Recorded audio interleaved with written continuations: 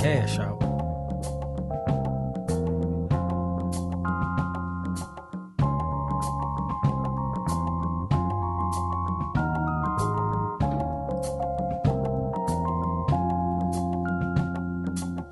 Hey, what's good, people? Whether it's an earbud at work, in between class, while you're working out, or sitting on your ass, I want to welcome you to the CharlieGtv podcast.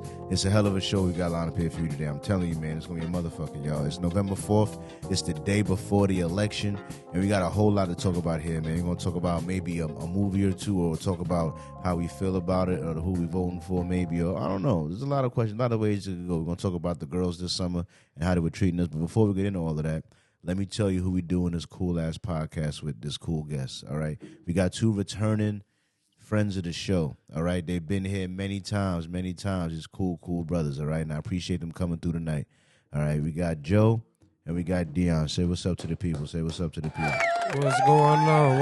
on? Welcome to the show. Welcome, guys. Welcome. Pleasure to be back.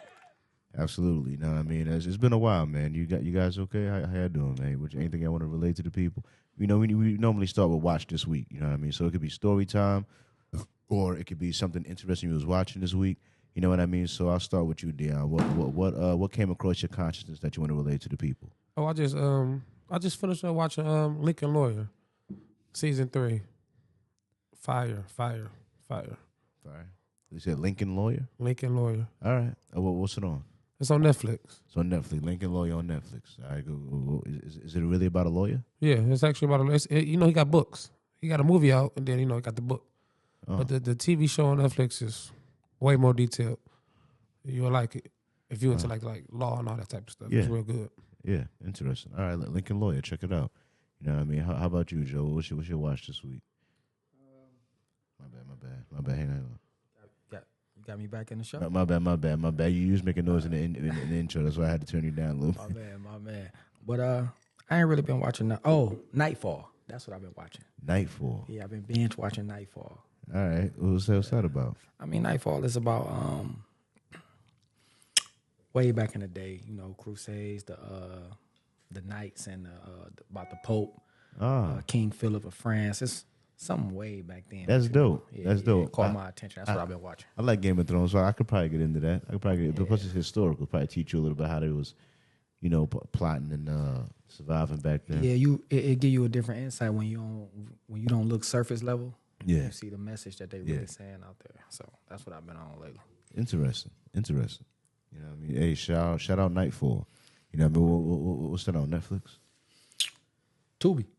Shout out to Tubi, man. Tubi been coming through with some hood classics, you know what I'm saying? You sleep on Tubi now, you know what I'm saying? You could catch a stripper getting robbed or robbing people, then you could catch a prince talking to the Pope. I say buy Tubi stock. I don't know if Tubi stock is available for purchase, but I say buy Tubi stock, you know what I mean? Tubi been doing a lot of movies out here in Detroit and stuff, and I think we should support Tubi, you know what I mean, for real. You know what I mean? So for sure. Shout out to them, you know what I mean? My watch this week.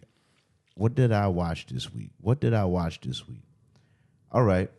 I watched the Joe Rogan podcast with J.D. Vance, which is the vice president for Donald Trump. You know what I mean? I watched Joe Rogan anyway, you know what I mean? And Donald Trump was on the podcast, and that got like 40 million views. And his vice president was on Joe Rogan podcast, and that got like 13 million views.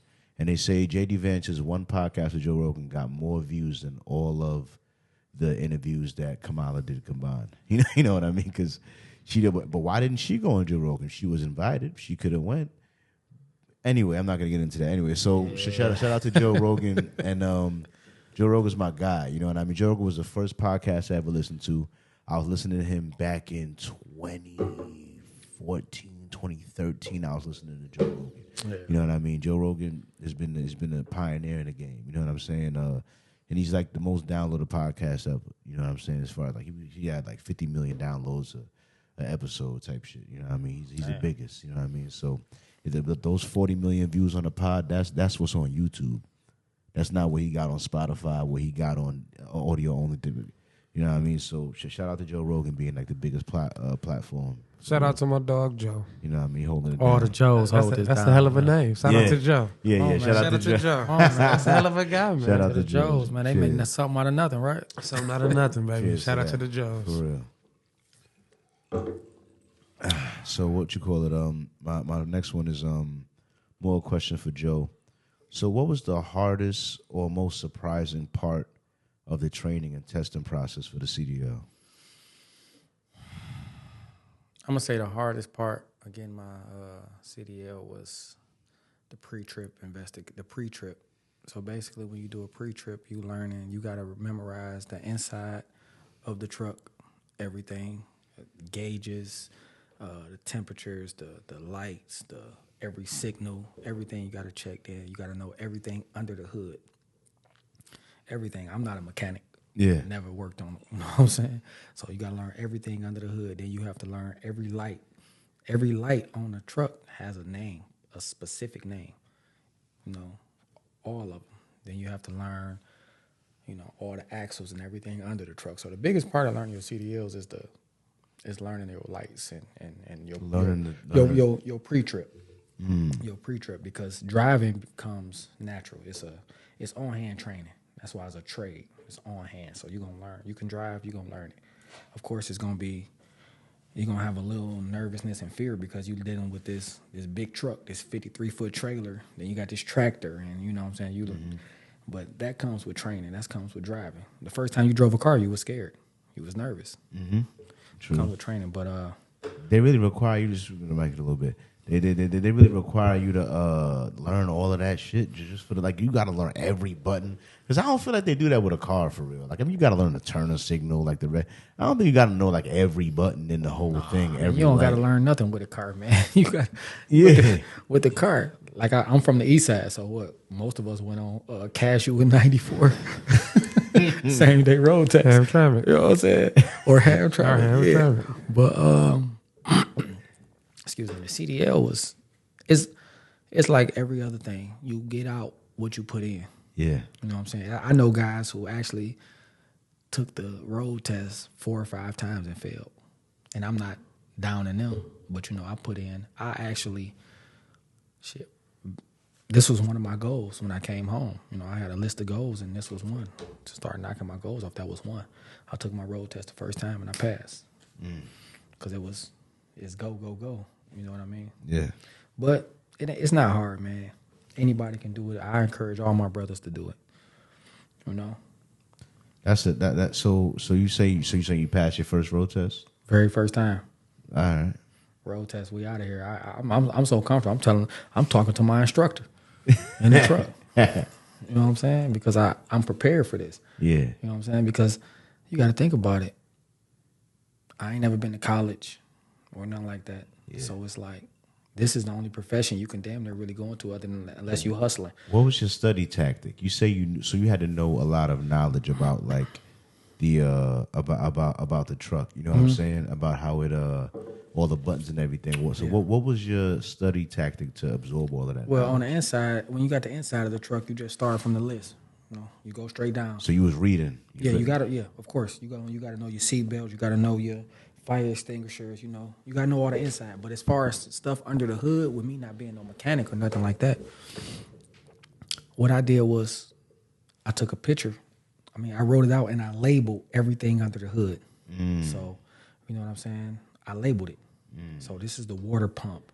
You know what I'm saying? This is the it's a lot of stuff. I ain't did it in a while. Yeah, but you know what I'm saying? But I label everything under the hood. So I knew when I point to it and what it looked like. So now that I have a visual. Yeah. Because I'm a visual person. Just like all my ideas, I write them down. Yeah. Anything I want to do, I write it down because I want to visualize it and see it. So everything under that hood, I made a label, I put it on there when I got there in the morning, and that's how I studied. So now I can visualize it. Damn, okay, that's what a water pump look like. That's what a cooling reservoir look like. That's what a cooling pump look like. You know what I mean? That's what a steering arm, steering column, pitman arm, steering knuckle. Your test was really different because they really wanted you to learn a lot, to learn like all the parts of it. That comes with having to get your CDL though, because when you go take that test, those are state examiners, and they not gonna, they not gonna half-ass you because simple fact they can lose their license and they can not get paid for it. So that's how they make their money. So, but like I said, it wasn't hard, man. Yeah. It was just whatever you put in. Put in, you get out, bro. Yeah, that's interesting. I respect it, man. You see, so getting your CDL is doable. Just gotta lock in. You gotta lock in. Whatever you want to do, bro. Whatever you want to do, you gotta lock in. Ain't nothing hard. Yeah. So what do you think people don't realize about being a commercial driver? You know what I mean? Like, what is something that you didn't know about this profession until you like got into it? Your first year is hard. People be thinking you're gonna get you're gonna get your CDL, and you're gonna jump straight into the $150,000 jobs. Okay, you think you're gonna jump into the 150,000? You're gonna make that your first year? It's not gonna happen, because first off, most companies don't want to hire you because you don't have the experience. The less experience you have, the higher you are at risk. The higher risk you are, the more they got to pay for insurance. You know what I mean? So I got lucky. I'm just keep it honest. To get a job at Pepsi, literally 2 months after I get my license, I was lucky. Yeah. You know what I'm saying? Because most guys got to go over the road for the first year or two. That's because you want to build your experience. But it's not. Your first year gonna be hard. A lot of guys give up. Even after they get the license? Even after they get their license. A lot of guys just give up because it's really hard. A lot of companies don't want to hire. A lot of guys don't want to go over the road. I never had a problem with it. I don't have kids, none of that, so I didn't have a problem with it. But my first job, I got lucky, man. My first job was in Pontiac. I was driving Pontiac every day, driving flatbed. So you chain in, you hook in, you strap in, you out there. And I just got lucky because I only had to do that for a week because I was outside. I ain't like it.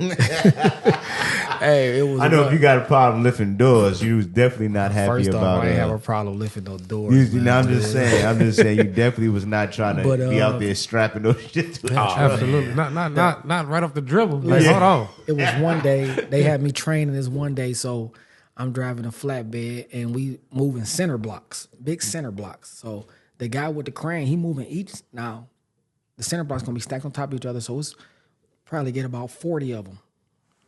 30, let's just say 30, 15 down. Yeah. And then on top. So I'm being trained. So the guy with the forklift, with the crane or whatever, he picking them up and he got to one by one bring them to the truck. I'm on the back of the flatbed guiding these center blocks in. It's raining and the wind is blowing. I remind you, I started this job in March of last year. March is cold. Listen, I looked at myself, I say, yeah, all right. It's raining, it's cold, you're loading these center blocks. Now let's remember, I've been hustling my whole life. So this is my first time. This is my first career move. Yeah. So I'm just like, damn, bro. But I always had it in the back of my mind. I remember, okay, Joe, you got Pepsi. Pepsi, they responding. You got this going on. Yeah. Remind you, now I had this flatbed job for a week in Pontiac, but after that week, I started Pontiac that Monday, but I started Pepsi that next Monday. So it was done with that Pontiac shit. You was done. Man, flatbed is work, bro. Yeah, I take my hat off to flatbed guys who do flatbed truck driving because say they're the real ones, huh? Listen, bro. As opposed to just pulling up with the big box and letting them load up the box. They got to load up themselves. People don't understand. Driving there with the forklift and shit to handle the business. Flatbed is some work, bro. Flatbed, you out there with the straps. Straps, chains, everything, bro. They had me, man. I took some CNC machines one day. I'm talking about these machines probably 5 tons. Yeah. And I'm like, what's up? You know what I mean? And then I'm working at this job. I'm the only black guy. You know how this shit goes. So yeah. They got all these weird ass jokes, and I'm just like, yeah, one fuck up too. Yeah, I know they waiting on you to fuck up. They one waiting fuck on up. it. Get rid of him. Man, what? Drop it. But I love truck driving, man. I love it because even though I work for a company, right? I'm by myself. I don't have a supervisor over my back. You know what I mean? I drive my truck. I do what I do, and I go. But it's always the next phase. Yeah. I got my CDL, but this is just phase 1. Yeah. You know what I mean? It's always what's next. Stick to it. The more miles you get under your belt, the more.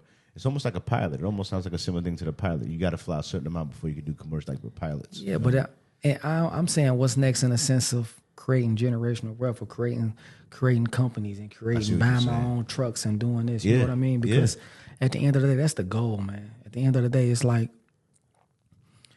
you have to set stuff in stone to where it's not just about you. The people after you can eat off of your work, off of your labor, off of your hard work, your idea, because that's what we're here for. We're here to leave something. I don't care if I don't never have no kids. I'm going to leave it to somebody. Yeah. But that's my goal. I'm always what's next. I'm never just, and that's probably one of my biggest, not one of my biggest, but probably one of my problems, that I'm never content. Yeah, never satisfied. You just keep trying to increase. It's always what's next. You know what I'm saying? It's always about what's next. And that could be a gift. It's a pro and a con. Yeah, I'm about to say it's a gift and a curse. Yeah, it's a pro and a con. The burden of ambition. Hey, one second though, and I don't want to do this. Shout out to my little brother Big Youngin. He asked me to give him a shout out, man. Yeah, shout out Big Youngin. Shout out Big Youngin doing his thing. You know what I mean? So a question for you, Dion. If you were in charge of remaking a classic film, which one would you take on, and what spin would you put on it? Remake of a classic film. A movie you consider a classic. If you had to remake one of them, which one? You should have gave me some options. I should have. I mean, hey, it could be like, a classic film. Like it could be Boys in the Hood, or it could be. No, I ain't remaking that. It could be a Menace to Society. It'd probably be. It could be House Party. House Party been remade. It'd probably be Coach Carter. Coach Carter with Samuel L. Jackson. Coach Carter. I ain't see you saying that, bro. It'd probably be Coach Carter. Only because I want to get into coaching. You know what I'm saying? You want to play in the movie? Not necessarily play, but I want to have some type of input because I like coaching now. Like as I done got older, my daughter, she's hooping now and all these type of things. So I want to get into that coaching bag. My friend from the neighborhood, he didn't ask me to come help him coach some 8th graders and stuff like that. I told him I'm willing to come help. So Coach Carter, only because the passion, the love I have for basketball. I like that. I like that a lot. So I will remake Coach Carter. I like that. I ain't see that coming. What you gonna do? You gonna make the coach a secret drunk? What you gonna do? Nah. Make him a cokehead on the side. Get on the rebounds. Nah. Damn. We'll react bustle. You know what I'm saying? Our middle school days. You know, so we'll take it back. We ain't messing no coke. No, we ain't messing no coke. Our judge teacher was just knocking out all the teachers and stuff. I ain't see that, man. I ain't see Coach Carter. That threw me, man. Interesting. I would have went for some gangster shit. Nah. So you trying to get into coaching? That's really dope. Yeah, that's really dope. I like kids, man. Like, you know what I'm saying? I got a big heart for them, man. So, you know what I'm saying? Me trying to get back any way I can, that'll make me feel like I'm really doing something. That makes sense. I respect that. I respect that a lot, man. Sense, yeah. And you got a lot to give, too. Yeah. A lot of knowledge to give. For real, especially with that, yeah. I mean, you was trying to teach me how to shoot the jumps the first time we was at LA Fitness. You know what I mean? Hold the ball like this. You know what I mean? He got his big hands, his hands touching on the other side. You say he was trying to teach you how to shoot? Yeah. He saw me struggle with a couple shots. Like, I'm just rusty. I had my shot. You know what I mean? Nah, but yeah, he was trying to show me how to shoot. Oh my God, into the basket. You too strong for basketball. But nah, what you should be bouncing off the backboard mad hard, right? I was really a shooter though. My whole game was predicated off that flick. Yeah, I mean, I used to. Top five. My man. Top five. All right. What you call both? Not just him though. Respect. You know what I'm saying? If you could pick any actor in Hollywood to star in a movie that you're trying to make, what actor would you pick? Oh, Jamie Foxx. Not even a question. Jamie Foxx to star in your movie? Not even a question. I didn't see that coming. Not even a hesitation. Jamie Foxx. Jamie Foxx showing class. Man, Jamie Foxx. So you're going to have Jamie Foxx to star in your movie? Absolutely. Wouldn't even hesitate. You're hilarious, bro. He is hey, crazy, pay that man bro. Jamie Foxx, yo. That is like my favorite actor. Yeah, Jamie Foxx. That's like, man, that man is so talented, man. You hear me? Like, no question. One of my favorite roles by him, low key, was Motherfucker Jones. when he was that. I think it was like in a Horrible Boss movie, something like that. But the Ray funny. Charles, He was Ray Charles. he bodied that. Was Ray Charles. Is nobody that ever remade a public figure icon better than I don't know Jamie. about that. Nobody. What are you talking about, Ray? Will Smith didn't do a better job than He Jamie. didn't. He didn't. Nah, he was Ray Charles, bro. He looked like the nigga. I mean, he did look like Will too, like Muhammad a little bit. Respect to Will. He's the GOAT. He might be the best actor, but Ali, he didn't do Ali better than Ali. His role of Ali wasn't better than Jamie Foxx's role of I Ray give you Charles. that. I ain't gonna debate that. I give you that. But I ain't gonna lie, that's a decent. That's a great That's one. a great Ali him because I remember watching that as a kid and it still stuck with me. Both of them. The champ is here. It's still When they come out, but look, and guess who Jamie was? The hype man. And that, when you go back and play when you go back and play Jamie was in there. Yeah, when you go back and watch Muhammad Ali fights and hear the guy that Jamie played. He did his thing. Jamie bodied that. Get him, champ. He can't do nothing with you, champ. Yeah, you're right. You're right. You funny You know what I'm as saying? hell. So, I mean, we can't go wrong with either one of the guys. Yeah. But I give you that. I give you to that. Jamie. All right, no doubt. I'll tell you Jamie's worst role What? when he played the villain in that Spider-Man movie. Never. Is you crazy? The Electro? No. That's his No. worst role No. ever. His worst role probably was like bait or some shit like that in his beginning days. What about that movie when the guy held up the gas station? What's that? Oh, it's an old movie. I think it's called Held Up. They was held up. They were damn near like in the desert. Yeah, Held Up and they was in the liquor store, whatever they was in. That's crazy. Man, my man got to get better though with this. I'm telling you. I'm gonna let you have it over this time, bro. Yeah. That was a good one though. Yeah, That yeah. Coach Carter. I ain't see that one coming. I appreciate you. I figured it would have been, we would have went somewhere, you know what I'm saying? Which movie do you find yourself quoting the most in everyday life? Oh man. He too fucking funny for this, bro. Yeah.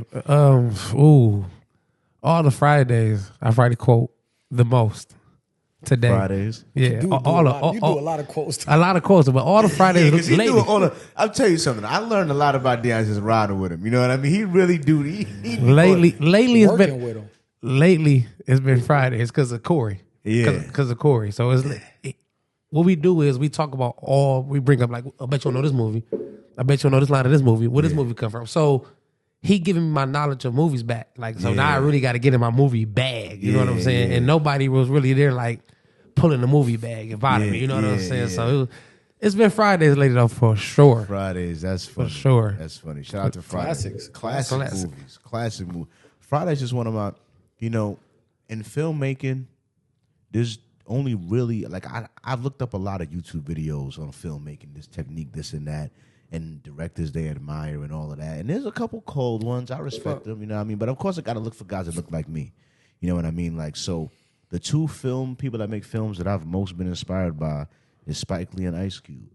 Really? Yeah, because Ice Cube, number one, he's made mad classics, but a lot of those movies he wrote himself. A lot of those movies was his movie for real that he sold to like another that he was shopping around. You know what I mean? A lot, like, he's had a lot of, when I think of black filmmakers, maybe I might not just know enough, but I can't. Ice Cube's created so many little classics, you know what I'm saying? Besides him just acting himself. You know what I mean? Like filmmakers, people Ice Cube was that a make genius. films. I think I like those two. But What's another black you also filmmaker? forgetting the late great John Singletary. Am I saying his name right? Singleton. John Singleton. whatever. Yeah. Yeah. You forget I know about that. I him. know He him. has a lot of I know his name. movies that hit home. You know what I'm saying? As far as classics. John Singleton got a lot of movies. John Singleton movies. I'm mad I ain't even really think about that name because I know that name. John Singleton got movies that actually hold a little substance to our culture. Yeah. Ice Cube is more of a,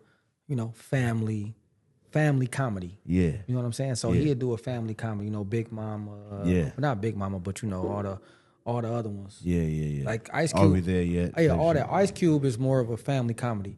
John Singleton is more of a, like, he has substance and it's actually pertaining to the culture. I gotta Like him look and at, I'll Spike. look into John Singleton. I'm You looking feel at me? John Singleton. So, Spike Lee, like I've Baby seen Boy, almost all of his. Higher It's learning. like this. Like we can watch. I've seen that movie. Yeah, I fuck that's with that John. movie. Yeah, That's John. you watched Baby Boy a long time ago, and I bet you it hit I've seen different today. Baby Boy. It hit different. I once had an ex who, for some reason, somehow made it to like 19 and never seen Baby Boy. And I showed her Baby Boy. It was like one of her favorite movies. And I was like, how the fuck you ain't never seen Baby Boy? Yeah, It's crazy. I can't imagine that. well, yeah, you But bet. Cube and Spike though, that wasn't. That, I mean, you know what I'm saying? That was them cool. I like Spike a lot. I mean, I like Spike, but you got. I mean, Spike inspired me I because don't put seen Spike up there like that. I seen him in real life. Like, I'm from Brooklyn. I'm from Fort Greene. I've seen Spike in real life on a movie set filming because I was walking down the block going to work, and all of a sudden there's a big ass trailer truck. I'm walking around the corner. I'm in Brooklyn. All of a sudden there's the literal. I seen how little he was, bro. I seen the scene going on. I seen the niggas filming, and he was just standing there with his hands in his pockets, just watching the shit. You know what I mean? And I was just, while I was seeing him, I was still walking. I kept walking, but I was watching, and I was just like, this little motherfucker. This little, he's a little motherfucker. This little guy is making all of this shit happen. I don't put Spike over John Singleton though. No, probably not. But Jungle Fever was impactful for me watching as a young kid. I've seen Jungle Fever younger than I probably should. I don't put Spike what I up mean? there like that. I think Spike still living off the hype from back then. Like, and I get it. He good for the culture, big on the culture, pro black for sure. But John Singleton over Spike Lee. That's an interesting debate. See, the thing is, when I look at the movies, I'll probably end up liking John Singleton more than Spike Lee. But just knowledge, because like there's movies I probably like that I didn't know was John Singleton. Mm-hmm. You know what I mean? Whereas I know every Spike Lee movie is a Spike Lee movie. Oh yeah, that might be marketing or something like that. Because what was the movie you mentioned that was John Singleton? What was one of them? Did you said one of them? What was the movie you said? Higher Learning. Like Higher Learning. I've seen Higher Learning. I remember it with the nigga with the heights. I remember Higher Learning. I didn't know that was a John Singleton Higher Learning. movie. That's the one with Tyra Banks, right? Yeah, Ice Cube. And Tyra Banks. I've seen Higher Learning. Omar Epps and all them. Yeah. I don't remember that. I just don't remember that as a John Singleton movie. It probably was like there's other one. Like I said, he do Snowfall? I think he did Snowfall. He did. He did Snowfall. He passed away. He passed away. He did Snowfall. Wow. Yeah. John Singleton was a genius. He was a bad boy. What do you have about 12 kids too? He was a very fertile. Well played. Fertile I mean, man. but Spike Lee is so. I don't want to say outdated. Maybe because I'm a New Yorker. Because I'm yeah, also a but little slight biased. his movie, like my last recent movie I can remember him ever doing that I watched probably was the Denzel movie with the bank job. Is that him with the what was that? It's not Inside Job. Is it? Inside Job. Inside Job. That That's was Spike Lee. You know what I'm saying? That's the last. That was a good ass movie. That Inside was, Job but that's was a like the good-ass last movie. Spike Lee movie that I remember him doing. Yeah, Spike don't really. The last Spike Lee project I personally remember watching was something my mother told me to watch, and it was probably the film that I saw him shooting. I grew up in Fort Greene, Brooklyn. That's where I grew up at. Fort Greene, Brooklyn. Fort Greene, Brooklyn. And What's that? Fort Greene. What's that? Like a block? That's like a neighborhood. Like, you know how I got Hamtramck. Y'all got. That's a city. Yeah. Well. Fort Greene, Clinton Hill is like a. Is that like a project? Nah, it's more than it's a bigger area. It's a little area in Brooklyn. You know? I ain't been to New York. There's Red Hook, Brooklyn. Mm-hmm. There's Williamsburg. There's Park Slope. You know what I mean? Like but Fort Greene and Clinton. Like I said, my mother told me to watch this series because she said it was damn near like a love letter to my neighborhood. Like, that show showed my neighborhood of Fort Greene so much. You know what I mean? And when I watched the show, I was like, I was on that block. I walked right past that house. I was seeing so many scenes where I was like, I know this. Like, it was like seeing your personal hood on a show. You know what I mean? It was called She's Gotta Have It on Netflix. It was a show about some lesbian. I didn't even fuck with the show OD, to be honest with you, dog. Like, I liked one character on there because I feel like he represented a lot of New York. And I think he got caught doing some gay shit, so I think I gotta stop fucking with that. I don't know. I ain't really fuck with the She's Gotta. It's not a great. It's a good show, but it's because it was filmed in my particular neighborhood. I fucked with that show. Yeah, That's it meant a little different to you. I get it. yeah. I So get I it. was living that. I Little watched sentimental all that. value. Yeah. So if you want to see my neighborhood where I grew up with, watch She's Gotta Have It on Netflix. Spike Lee filmed the shit directly in my neighborhood in Brooklyn. You know what I'm saying? If So you want to watch something from Detroit, go on Tubi. yeah, for real, because Detroit running to me right They now. won't have our side of town on there, but they be on there though. Or Matt. Yeah, they ain't got Probably to. got to get me on Tubi, man. That might be my next. That might be my next They call. got man. they got all West Side actors. That might be my next call. You know the though, man. McGraws and You all feel that like you type can of act, stuff. but you act in a movie. I feel like I can, man. If somebody gave you like a script or a role, would you take it seriously? Would you think about it? I will. You will. I will. All right. I will. Because I happen to. I think I got that in me though. It's like I always tell people, it's a production company that produces a podcast. Yeah. People just see the podcast. You know what I'm saying? I want to make films because I believe in the effect that films have on culture, and I believe in the effect that films have to translate or communicate a message. You know what I mean? And I believe that black people should have more control over their vision, over their story that they tell, over their, you know what I mean, their image to the world. You know what I'm saying? So Yeah, I want to sure. I want to tell black stories, and I want to tell. I want to tell the different perspectives. One of the reasons why I love the Boondocks so much, one of the reasons why I love the Boondocks so much, is because of Riley and Huey. Riley and Huey really show the two schools of thought that may exist within the black community. Mm-hmm. You know what I mean? Because me and my brother, we was brothers, but I know he was more Riley and I was more Huey. Now I'm not as Huey, but I was definitely between the two more Huey than Riley. Right. My brother was Riley. You know what I mean? He was way more. All the way through He was and through. made with the hey yo, hey yo. You know what I'm saying? My brother was way more with that. You know what I'm saying?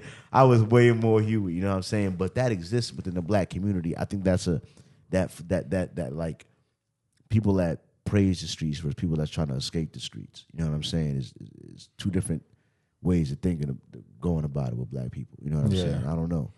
Some people love the street shit. You know what I mean? But, Shit played out. Man, that shit's stupid. It take a while. It take a while to feel that way. Took a long. Yeah. If I'd have had y'all at 21, y'all might be singing a different story. No. At 21, we still was I thought I knew it all. yeah, that too. But we still had a brain though. We still thought different though. We still thought like, all right, it's something bigger than being right here. Yeah. Shit. Well, I did. I can admit, Mads. At 21, no, I didn't think like I no. was too smart to. Yeah, you know, Couldn't tell you nothing. I can't tell you nothing. my man's been Texas Ranger for a long time. You know that. Walker. Texas. And it's crazy because I used to skip school, go to this nigga house and watch Walker, Texas Ranger, bro. For Hey, real. listen, man. Chuck Norris is a bad motherfucker. Is still a bad motherfucker. You know what I mean? What you call it? So next one I got for you is we gotta get this shit out the way, though. I'll be honest with you, man. So I guess I'll start with you, Joe. If you could advise the winning administration on one critical issue that affects our community, what would it be? Presidential. If you could advise whoever wins, if you could talk to them for like 15 minutes and ask them to work on something for us, what issue would you raise? I don't want people to I don't want nobody to take this like an ignorant statement. I don't want nobody to take this as an ignorant statement and feel like I have nothing to say, but I feel that office, whoever gets in, either candidate, is so out of touch with my community that no matter what I say in that 15 minutes, it don't make no difference. And don't take that as like, oh, you don't want to take the opportunity to talk. You're not being open or anything like that. But I feel like each candidate is so out of touch with my community, what we got going on where I'm from, and you know this day-to-day life that I see. I don't think it'll make no difference. I actually am very turned off by this election, even the last election. You're turned off by this election. I'm very discouraged by this election. I think for me, it's more like when I view United States and the economy in the world, the economy in us, I view it as you can't have too much Democrat, you can't have too much Republican. It got to be a balance. got to be a balance. You know what I mean? And I support the economy bouncing back because I hate seeing all these people lose their jobs. Yeah. So Honestly, I hate to see a lot of this. So for me, it's more like any administration that gets in, you know, they already got their own agenda. So who do you feel like would be better for the economy?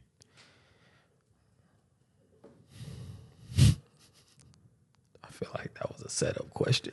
Damn if I do, damn if I don't. That's a natural follow-up. That's a I natural. feel like that so you was a care about the setup economy. question. You don't think they I relate, care but who about do it you- all. But who do you think will be a you mad? You mad at the answer? You mad at the answer you I'm had? not mad at no answer, brother. I know. I know who I'm you. gonna be honest. I'm gonna be completely honest.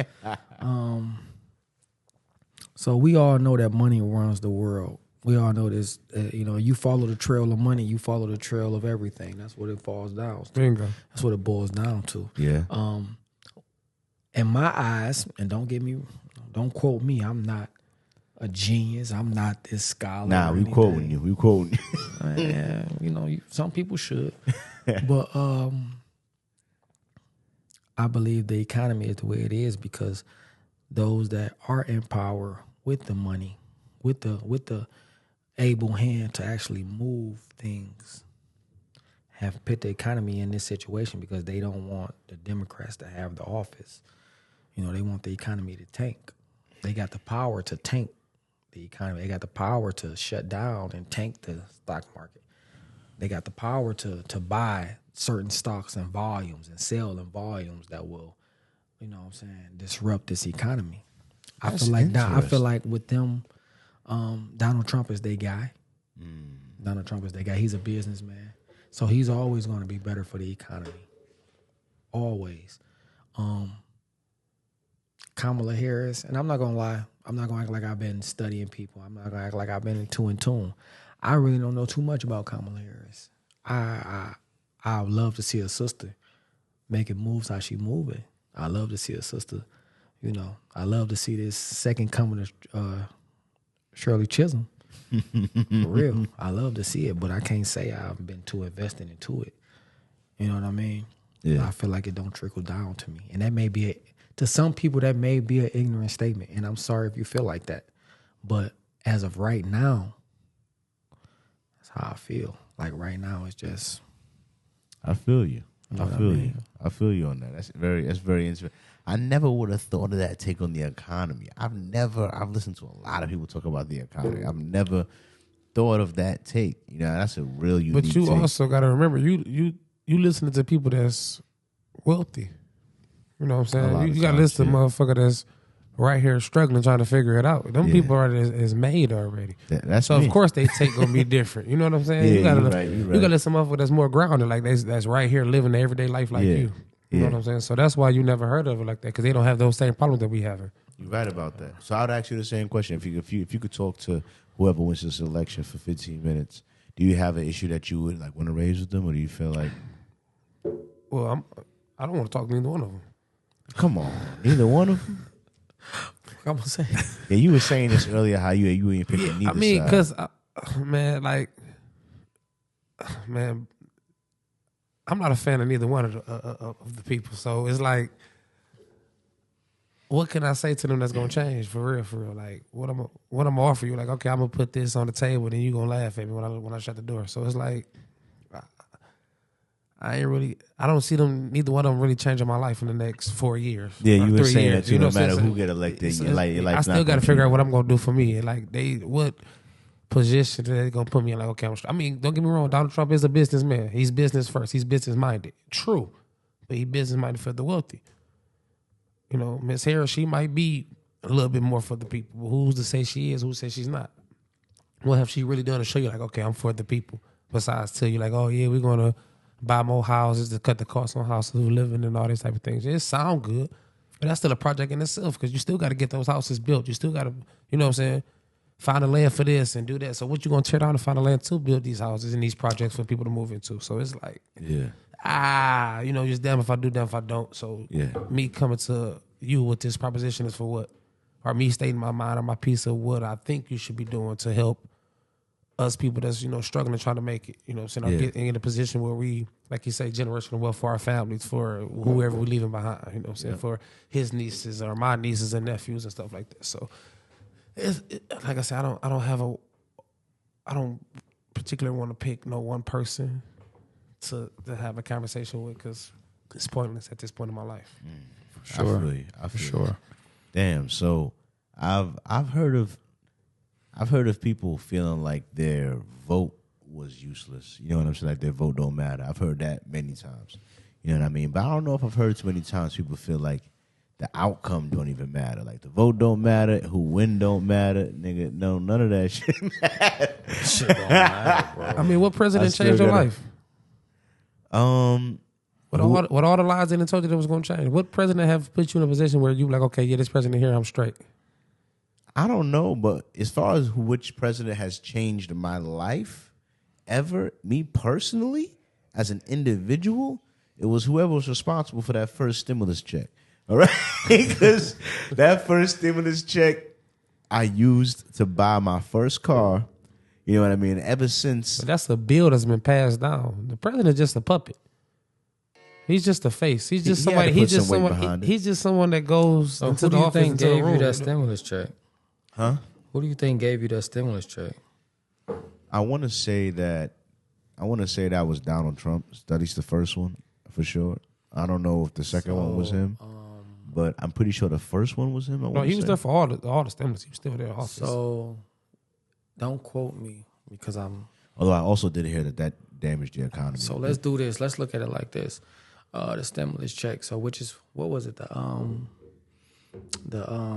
Relief Act. It was the National Relief. Don't quote me. It was something like that. Or something like that. Okay, yeah. but it has to pass through Congress first, and Congress got what, 428 members, something like that. Don't quote me. I'm kind of off on my numbers. The Senate, 100 members, 2 per state. So it has to pass through Congress first. Then it has to pass through the Senate. The president just has to sign on it. He can veto it and send it back, but they can revote and send it back to him. So we're not gonna say Donald Trump. Donald Trump didn't give us stimulus. You know what I mean? I was just saying what president changed my life. That was the stimulus check was life changing. So Donald Trump didn't change your life though. For me at the time, you can thank your state senators and your state Congress men and women, for that. Donald Trump didn't change your life. I don't know about women, but yeah, because it's men and women in the Congress and the but I'm sure the majority is still men. Yeah. I mean, damn. So are you? Oh, wow. I told him earlier, man. I don't think Debbie Stabenow. He's a sexist. I told him that earlier. No. Let's remember this: when they got passed, Kamala Harris was a senator. Yeah, she's an attorney general somewhere. No, she was a senator. She was a senator. He has a problem with female authority. No, I don't. You do. Nah. Hold on. Why? I don't got a problem with female authority. He feel like they're gonna run. They're gonna make rational decisions off their emotions. So he like, how can a female? Are you intimidated by women in power? No, I'm just. What bothers me more is I know the female psyche does not benefit from rising to power. I know that. So I know that the more a female raises in power, the more unhappy she is. And I don't trust an unhappy person in leadership. It's just that simple. So you believe Donald Trump is a happy person? Yeah, more than Kamala Harris. Yeah, the thing is, just if you just watch both of them, you can tell who's more happy and who's more irritated. Have you? Okay, so you know what I mean. If you like, look at our presidents, year 1, and we're gonna talk about 2-term presidents, year 1 to year 8. How do they look after them 8 years? That's another thing too that almost went viral. The fact that Trump barely aged his 4 years. Oh my God! To be honest though, dead ass, huh? No. I'm saying it's true. All right, whatever. Trump barely aged in his 4 years. He liked Trump though. We wrote in talking about this. You talking about a billionaire whose in love Nah, like Trump. with TV and plastic surgery and Botox. Wow, so and you all saying this, his age all is that fake? shit. He said fake, Obama man. came in black on, as man. ever, left that motherfucker gray as ever. Yeah, why? Yeah, Why? Because he down. because the corruption is stealing the life out of his soul. Nah, man. Wow. You should you. Wow. Let's talk about some women, man. Nah. Listen, I'm not a Donald Trump supporter for real. I mean, I'm not a. Although if I had to pick, you know what I'm saying, you know. He has a problem with female authority. It's okay. Nah, it's okay. It's all right. That's a crazy narrative. It That's is not though, because we true. talked about this. You came up with 3 points of why you think Trump should be in office, but you was scared to come up with the points for her to come be in office. Like, Oh, why she should be in office? yeah. Oh, you kept saying that she's emotional. She's emotional. I don't have you. Well, the real question was why was why was I voting for him over her? You know what I mean? And all of those questions, all of those things stand. You know what I'm saying? It's just it wasn't about her sexist. The fact is this: she's been running from off-script interviews the entire Not at all. campaign. Not If at she all. wasn't running from it, she. What's your take on abortion? My take on abortion is sort of my same take I have on the gay community. It should be allowed but not encouraged. What do you mean? So let me ask you a question. So if a woman, I feel like, in all honesty, every woman has the right to choose whether she want to have that child. Like I said, allowed. I wouldn't care if it was from consensual sex or if it was forced. I feel like every woman has that right because she is the one who bears life. I didn't say she shouldn't have the right. I said it should be allowed but not encouraged. It's not about being encouraged. I feel like you should encourage women to exercise their right.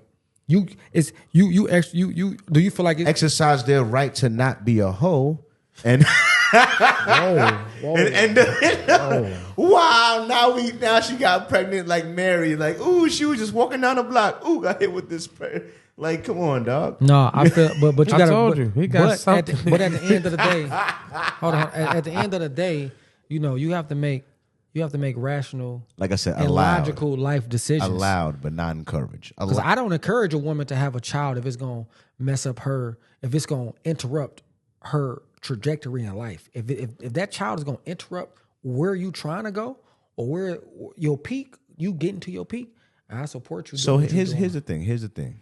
I got one question. Is it possible to say abortion should be legal, but say at the same time encourage condoms or smarter sexual choices? Yes. I can't encourage smarter sexual choices and also allow abortion to exist. Why? Like, so I gotta say, abortions are illegal and just do whatever you want, have as many as you want. It's all fine. What if It's you all use a good. condom It's all and good. okay, what if you support a condom? What if a condom breaks and a woman gets pregnant? Then what? Smarter sexual choices. I have made mistakes that have been stemmed from non-smart sexual choices. You know what I mean? And I think encouraging any human to make smarter sexual choices is a good thing. Now, is that just saying that abortion is the result of non-smart sexual choices? That's kind of the truth, though, is it not? How? What if you? All right. What if you rape? What if People, she's been they raped? always love bringing up that shit. It's the Do truth. That's a reality. You know the statistics on that reality? Less than like 1 or 2% of all abortions are rape or incest victims. That's the reality. The reality is 95% of abortions are women going, mistake, no thanks. That's the majority of not rapists, no, just I had fun. Oh no, consequences, no thanks. That's the majority of abortions. And you okay with You know a what I woman mean? bearing a child that she don't want, and if she don't want it, that makes her life harder. That makes her not love a child as much. You okay with that? You okay with a child being born into a world to a woman who's not ready? She don't want it. It brings her back. She may have to drop out of school. She can't work. That's So why I now said she's struggling. allowed. You okay with it that? should be allowed, but what should be encouraged is smart sexual But choice. So basically, you're saying when you get to the doctor's office, you got to tell them like, well, look, man. In all actuality, I don't believe men. I don't think we qualified to even make that decision. I feel like if the decision on abortion should be made by strictly a panel of all women. We, as men, are not qualified. What about male abortion? Huh? What? Yeah, huh? What? Exactly, yeah. Can And we it- bear? Can you bear life? And hold on. In a European country, I cannot remember which one, but I know this is a fact. In a European country, there's something called male abortion. Let me tell you how it goes. That man is allowed to sign a piece of paper that says he has 0% financial obligation to that kid. He could have a financial abortion, but that also stipulates that he's not allowed to have any contact at all with that kid. So there's a country in Europe where if a girl gets pregnant and she decides to go through with it, regardless of how you feel, you can decide to be financially not responsible for that kid, but you're also required to not have any contact with the kid. That's called adoption. No, because like you said, the woman has that choice. The woman can abort the kid, have the kid, and still put the kid up for adoption. But do you know why? But the man don't have a choice. But listen. So Do now you- it's do wrong you for the know- man to have a choice. No. Man can't have a choice. No. You know when we make our choice? When we decide to pull out or not. So we got to make smart sexual decisions, but encouraging smart sexual decisions We on a make the- female is listen, wrong. when a woman- you see how no, when no, it comes no. to men, we can apply When sexual a woman- smartness? When a woman lays down and she allow you to have sex with her, she don't know when you about to come. She don't have that option of saying come at me or not. Well, she She can has say the it, option of saying put on a condom. but listen though, you are us as men. It's either I'm gonna come in you or I'm not. So if I come in you, you know what that means? I have signed up to take on whatever happens. I signed up for that. Oh my That's what you God. got. But here's the thing. That's Here's what the comes thing. with being a man, bro. I know the statistics. I looked it up, man. I'm telling you, the pull-out method has a success rate of 60%. Shout out to the pull-out method. That's more than 0.5%. That means you do the right. You might just make it out. But that being said, the moment you insert it in there and you get to having busy pre-cum is a thing that exists, she could get pregnant before you even bust. That's one. Two, she has the option to say, hey, put on a condom before you get up in me. The want to constantly make women children and not responsible for their own decisions when they control sexual access outside That's the of problem with the this 2% world you're now, talking about, the grape and all of that stuff. Women have control over sexual access. You know what I mean? So whatever rules they set is what goes during sexual access. If they want to be choked, they get choked. If they don't, they don't. If they want this to happen, if they don't, they're in control. Not true, bro. They are in control. When we as men, when you having sex with a woman, we as men. So if I'm with my girl, and I make that because I know when I'm about to come, when I make that decision to come inside my woman, I've signed up for whatever. If she gets pregnant, whatever decision she decide to make to come with that child, I signed up for that. You know why? Because I made the first decision. As the man, you've made the first decision. I decided to come in you. I decided to come in you. I don't give a fuck how much a guy say, oh, this shit good. I can't pull out none of that. Yes, you can. Trust me. I know. I know. So it's like I signed up right there at that moment, no matter how illogical or whatever. Let me tell you, I signed up for that agree with decision. you. I so agree now with you, it's like, low-key, sweetheart, is in your hands. And as a man, I got to roll with that. Whatever you decide. I agree with that, and because I'm never going to be. I know that it's wrong for a man to dodge responsibility for any reasons. I know that that's wrong for a man to do. I understand that. You know what I mean? But I also understand that sometimes men make mistakes. Sometimes they, you know what I mean, mess with shorties they shouldn't have been messing with. You know what I'm saying? Because a man makes a mistake. Why do women get the option to double back and erase that because mistake, because but as a men don't man- get the option to erase that mistake? Okay, as a man, I make a mistake, so that means I got to put her through an abortion. First off, No, that's why you I could s- just sign off to not be financially responsible. That's so not- I'm telling you, I don't want to deal with this kid, right? I'm That's- telling you, Who think no, like that though? that's a whole law that got passed in the country. So We're not there's even in millions that of people- country. We're not, but You I'm don't live saying, there, bro. We don't You gotta even- live back you never there. even been there. You ask Trump. You live here. Yeah, so you live abide on by USA this shit. soil, big dog. That's All that what's other wrong. country. why That's- would you want listen, that? bro. So hold on. That's Because there's two ends of the crazy. spectrum. Two ends of the spectrum, and the other one exists in Detroit. So I could sign a financial thing to be financially aborted from the kid, and then there's if I sign the birth certificate of that kid as the father, and even if I'm found to do fraternity DNA tests to not be the father, I could still be required to pay child support for a kid that's been proven by science to not be mine? Because that exists in real life in Detroit right now. So, okay, I can't. So I don't even see how men can that's have two a ends of the seed, spectrum. bro. You don't see how that's all right. So I can't not financially get away from the there. kid, but the kid can also not be mine, and I still have to legally be obligated. That's crazy. Both of them, I think that, like I said, there's both ends of the spectrum.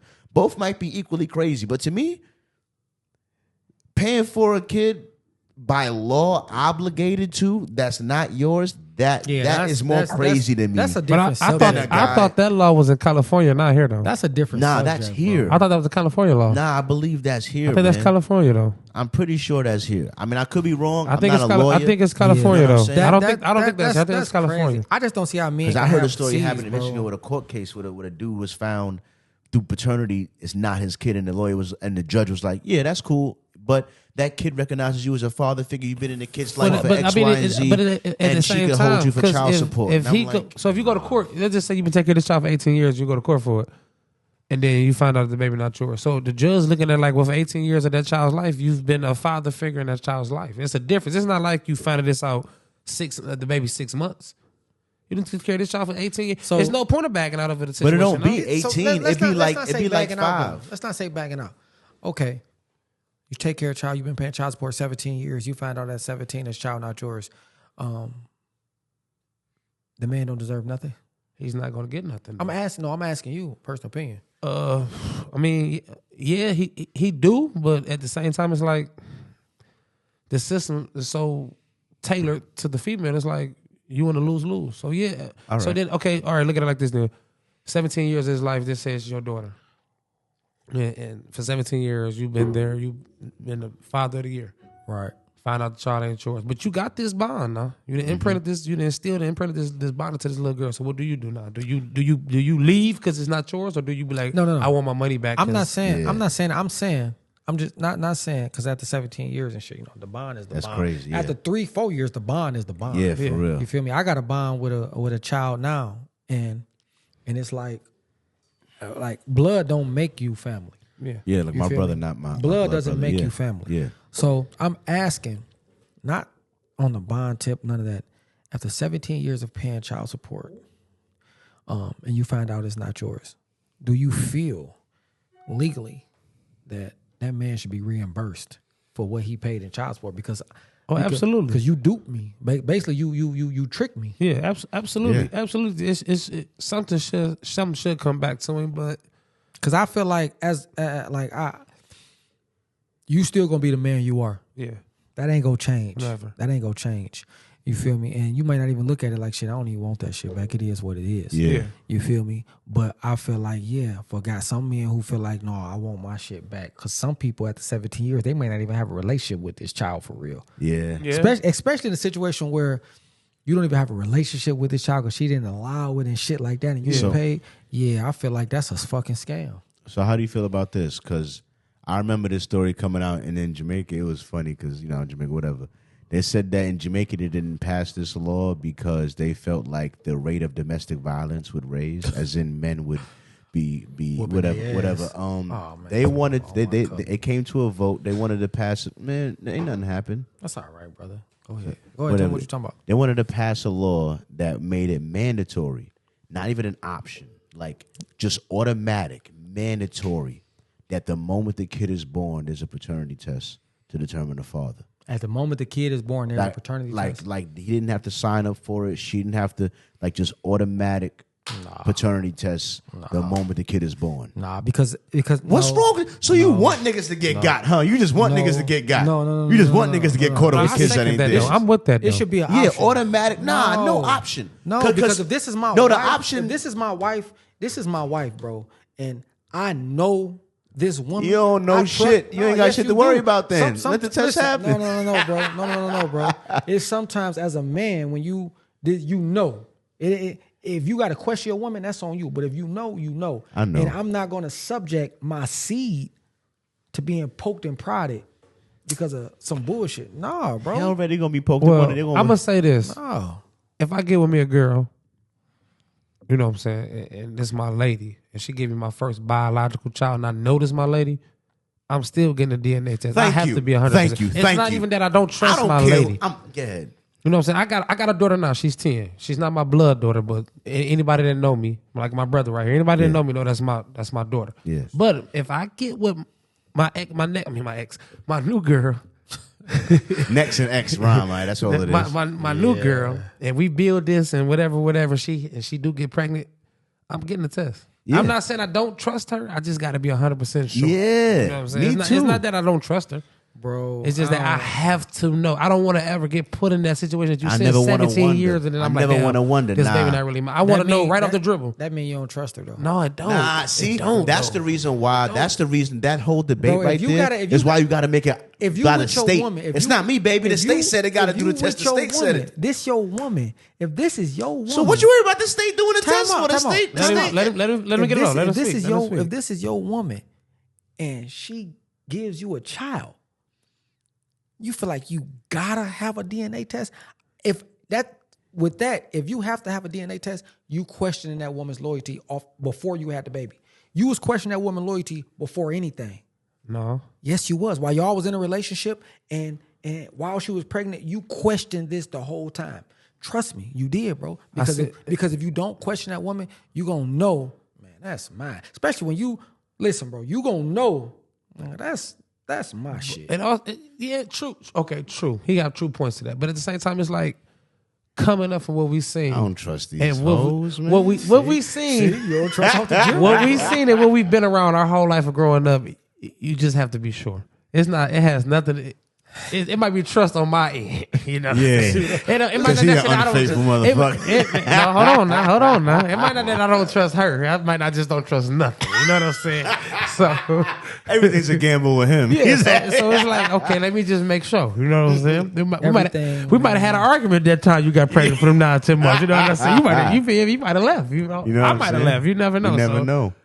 I mean, listen, man. It's relationships is nothing easy. It's no blueprint for that shit.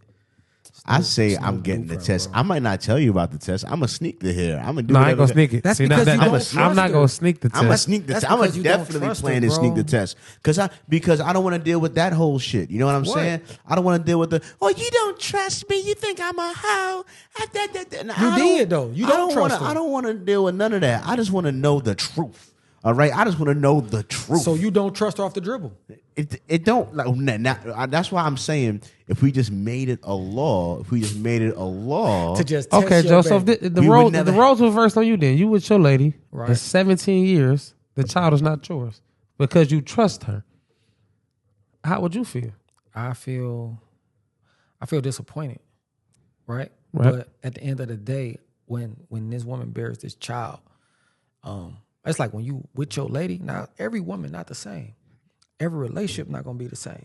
You know what I'm saying? People gonna go through trials and tribulations. Y'all can go ups and downs. It's gonna be lows. It's gonna be highs. It's gonna be hills. It's gonna be valleys, right? But when she bear you that child, like it's just certain for me, and I don't even have kids, but for me, I feel like, and this, I guess it's just my take on it. I'm gonna know, like, cause that woman, that energy. I've been learning so much by dealing with the woman I'm dealing with, bro.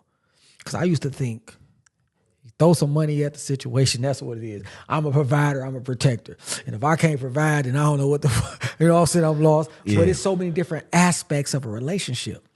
You know what I'm saying? Like you have to be there emotionally, not just financially, because this woman may be a breadwinner, which I'm dealing with a woman who's actually a breadwinner. So it's like she got her own shit. You feel me? So it's like, it's certain ways, things that she looking for me from spiritually, mentally, you know what I'm saying? Emotionally. It's certain things that she looking for that I've never been asked of. So when you get that connection with a woman and she actually bears like she's pregnant and shit like that, you feel me? I feel in my heart, I'm not speaking from experience because I don't have no kids, but you gonna know. And if I gotta say, give me a test, if I gotta say, give me I want a DNA test, I've been questioning that woman the whole time then. If you have to get a DNA test, you've been questioning that woman before she got pregnant. If you ask for a DNA test, I guarantee you accused that woman of cheating more than one time before she even got pregnant. See, nah, because Yeah. my ex that I had for 5-6 years, Yeah. I never even seriously for a second thought that she was cheating on me. Not even for a second. You know what I mean? Maybe after I broke up with her, because that's if you break up with a shorty, whatever the hell happens after that. But during the relationship, I never even thought that for a second. And still, I would have gotten a DNA test. I don't even know. So that means you would have thought she cheated if you got to get a DNA test? No. But for me, it's This just man crazy. I know how much I'm a Crazy. I know how much I'm a pour into a kid, my God, and I know how much a kid would mean to me. You know what I mean? I know how much I'm a pour into a kid, and I know how much a kid's gonna mean to me. So before I do all of that and give all of that to this kid, I want to make sure the kid is mine. But that don't. But listen, You know though. what I mean? Listen, though. You can pour into a child that's not yours, and the love will be the same, bro. Like, just because the child not biologically yours don't mean that the love won't be the same. The love will be the Now, same. I'm not for saying him, you- I'm but not the same. saying- But for me, I don't know. I Yeah. can't say for sure because So you know. what you can't say for sure? I mean, I guess it helps one of the deaths. You know what I mean? But I could already control those 2 deaths. You know, I mean, look okay. I'm thinking of the. Let me just say real fast. All right, Go ahead. there's 4 deaths. All right, you can only control 2 of them. One death is your physical death. You can't control that. All right. The second death is the end of your bloodline. Your kid's kid. You can't really control that neither. Your third death is the last time someone alive says your name or has a memory of you. All right? You can control that by your impact you have on the humans around you. Your 4th death after that is the last time something you created was destroyed. Like the people who made the pyramids. Their 4th death, we don't know who they are, their lineage, but what they built still exists in this world. So if something you built, so that's your 4 deaths. Now, I only got control over 2 of them. The impact I make on people on this, and the work I put in to build things in this world. But I don't got control over having kids, and I don't got control over when I physically die. You know what I mean? So you giving me a kid, you know what I mean? I got to know if that's my, because sure, I could pour into the kid, and it cannot be my kid. And it could still help me with my other death with someone alive remembering my name or having a memory of me because I poured into this kid, whether I'm gonna still live on this, you don't talk about, you know what I mean? But at the same time, that death I can't control, which is the end of my line, like I'm trying to wrap around that too at some point. Shit gotta hurt. You know what I mean, dog? And that's not helping me with that's not helping me with that. 17 years, bro. You know that what I shit mean? gotta hurt, though, bro. Nah, 17 years and I still got to go make sure my shit get through if I can. But if you have brothers and sisters, it's different. I don't really got I got like one real blood, like one like half brother. You know what I mean? And like I got like people in my family, but like I don't really got no brother. If you got a brother and sister, I feel like the burden to have kids is a little less. You know what I mean? But if you don't have no real brothers and sisters like that, and you one of the only ones, you know what I'm saying? It's like you really kind of want to get that off, dog. Or it's kind of a wrap for your little clan. You know what I'm saying? You know, Yeah, I what get mean? it. I get it. You know want what to I'm keep that saying? bloodline, man. I don't know though, bro. I don't know. I'm 33, bro. I ain't got no kids. I want one. That's not old to not have kids, Nah, bro. I'm not old. Because around your age, with my projected, even with everything shit going on, See, yeah, you see, I just turned 30. You see, it ain't no grades, bro. Yeah, I'm stressing. I I'm ain't stressing. stressing, I'm bro. I do be stressing some. But I plan to be looking for my wife around here. I plan to have bought my house by the time I'm 33. AB be stressing me like motherfucker. Sometimes he have me. I'm surprised I ain't got no grade. Do you want to get married? Yeah. Why you saying touchy. we- I mean, everybody wants to. Yeah, I be want married. to listen, bro. I really want to get. That's our It's power. so crazy, you know though, that? right? It's so crazy, right?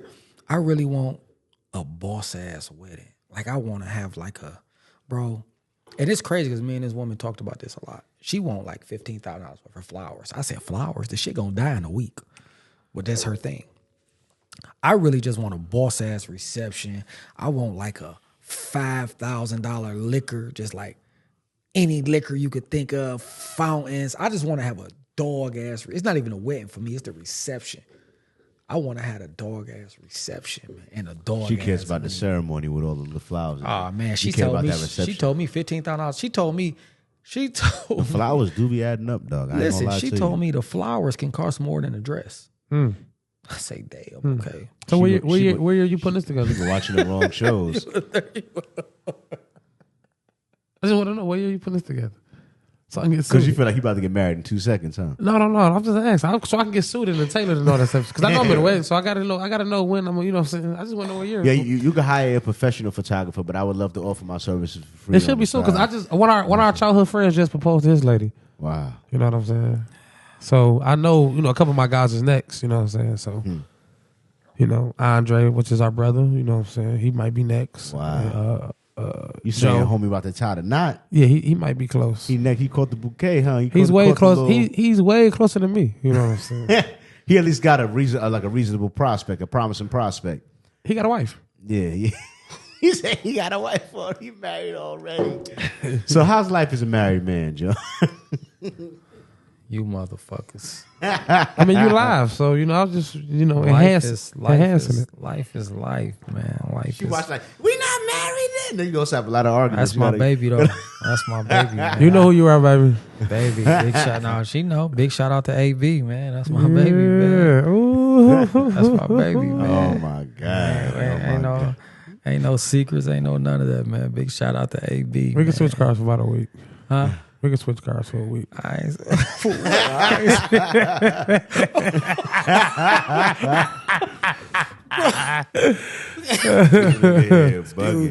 you know what I'm saying. But that's what's up, though, man. I love to see that, man. For real, man. You know what I'm saying. You gonna be married. Relationships ain't easy, bro. They not. And then it's like you learn so much day by day.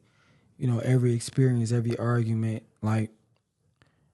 If the woman really love you and she want to see you do better, she want to see better in you, she gonna tell you. A woman who want to be with you gonna tell you where you lacking before she just go do some fuck shit.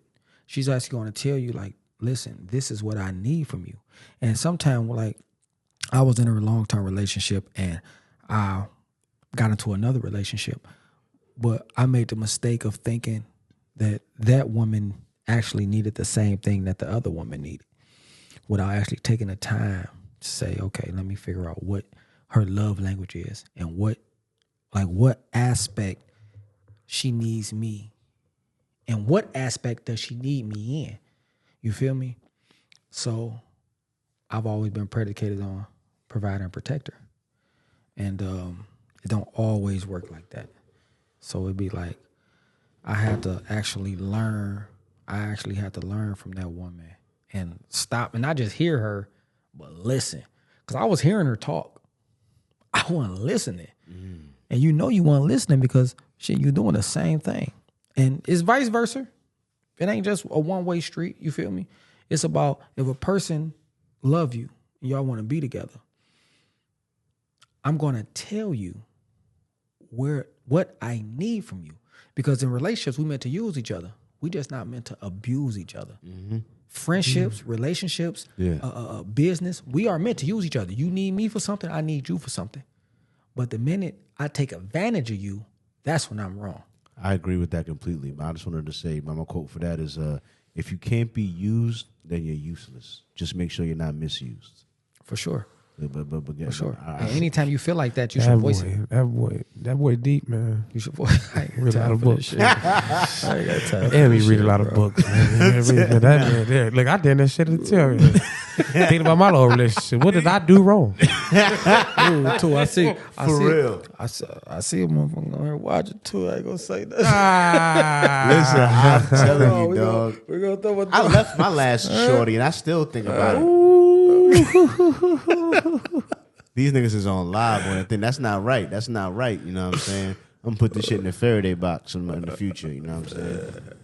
But yeah, I think about that all the time. And I left my ex. I ran out of the relationship. But still, sometimes I'm thinking about shorties. I mean, I can't even think about a girl right now. Like I said, when I'm 33, I plan to have my house. I just turned 30 this year. Man, you right around the corner. Nah, I got a little time. And in all actuality, bro, I always tell people, I'm 33, but I think I'm really like 26. Oh, here you go. How you feel? It ain't just how I feel, man. I did that time, so time. He's trying to subtract the years. He still think he's 25. But relationships, man, you really gotta put.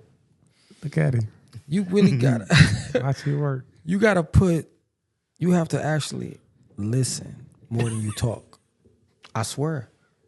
Because I'm so used to just talking, right? I've been literally letting this woman talk. She gonna want to get her point across no matter what. Yeah. But I used to hear people say, "Oh, happy wife, happy life. Listen to your woman. Just listen, listen, listen." Yeah, but also you just have to be patient. As a man, it's like being patient and allowing her to get that shit out, cause she want to get it out. Sometimes she just want to be heard. Sometimes she just want to say shit, and it'd be That's like, that "All whole right, venting thing. all right, go ahead," and I'm gonna be your punching bag. I'm gonna let you do your motherfucking thing, but there's also got to be a lesson learned in it. Yeah. So as a man, you got to learn how to. Every woman different. True. I had to learn that. True. Every woman different. They receive things different. I learned that. I learned that for They sure. digest shit different. Yeah. You feel me? They perception They can't handle on shit different. They can't handle the lows, like the highs, all type Yeah. of things. You know what I'm Ooh saying? wee. They fold on you quickly. Oh my God. Who? Wow, that's a whole different. Listen, know what I'm we'll be saying? back after these messages. Yeah. You feel me? Well, women is a motherfucker, dog. But Not yeah, just all right, women. so- Let's listen. We not here to bash women. Oh no, I love my beautiful black queen. We ain't here to bash women, man. I'm gonna leave it alone. I ain't gonna get into We ain't here to it. bash women. Never. man. I love every situation I was in that I'm not in. You know what I'm saying? How do you think social media? Even though I haven't asked, it got so off. Oh God. Anyway, I'm mad. My cup had a bug on it. man, I say drink it anyway, man. You gonna survive, nigga. You gonna survive. I don't know why you think you're not gonna survive. You lived all this time and a little bug gonna kill you. Word? No, bug big, ain't gonna big kill tough me. nigga gonna Bug die ain't from gonna a kill bug. me, man. But you know. You like that nigga? Cleanliness who is was next that to nigga? godliness. Ooh, It was talk the- to him. it was But the go ahead guy with your from- docket. Well, AV, man. Anyway, how do you think social media has shaped this election, and how do you believe? And do you believe it's help or hurt the democratic process? Like, how do you feel social media has affected this election? Go ahead, y'all. Man, you asked the wrong guy. How do I feel? You say help? Well, affected. Period. Has social media affected this election to you, and if so, how so?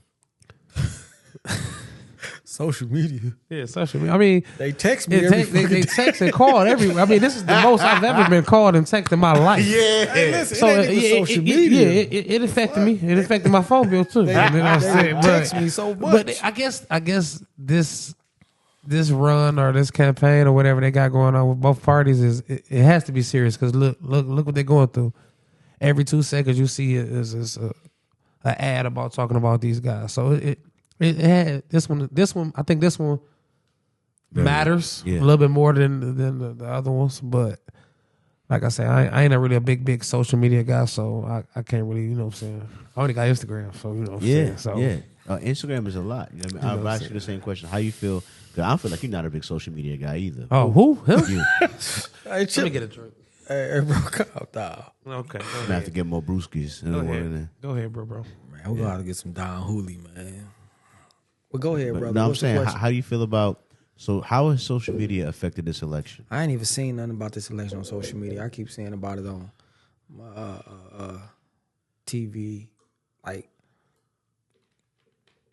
it's on every commercial, Every ad, commercial, yeah. every and then these damn text messages, man. My phone ding 30, 40 times a day about people I don't even know. Yeah. You know what I mean? Like, listen, I don't know if they understand this or maybe it's a tactic, but all those messages make me not even want to vote. It's turning me off. It's making me, I'm tired. Because sometimes you might be looking at your phone waiting on a shorty to text you. Yeah, you think it's shorty? Are you voting for Kamala? You thinking it's a girl. You know what I'm saying? You waiting on a girl to text you. You done looked Yeah. up your phone and buzzed 3 times, and each one is about the election. You like, listen, I'm trying to get this cooch, and you sitting up here texting me about the election. Like, bro, if you don't beat it. But yeah, I don't know, bro. I ain't really seen too much on when I go to social media, that shit pure entertainment. So I ain't really, even if something has come up about the election on social media, I ain't looked at it. You just get ready for it. Blow right past. I'd rather go watch a funny video. I'm not paying attention Yeah. to that shit.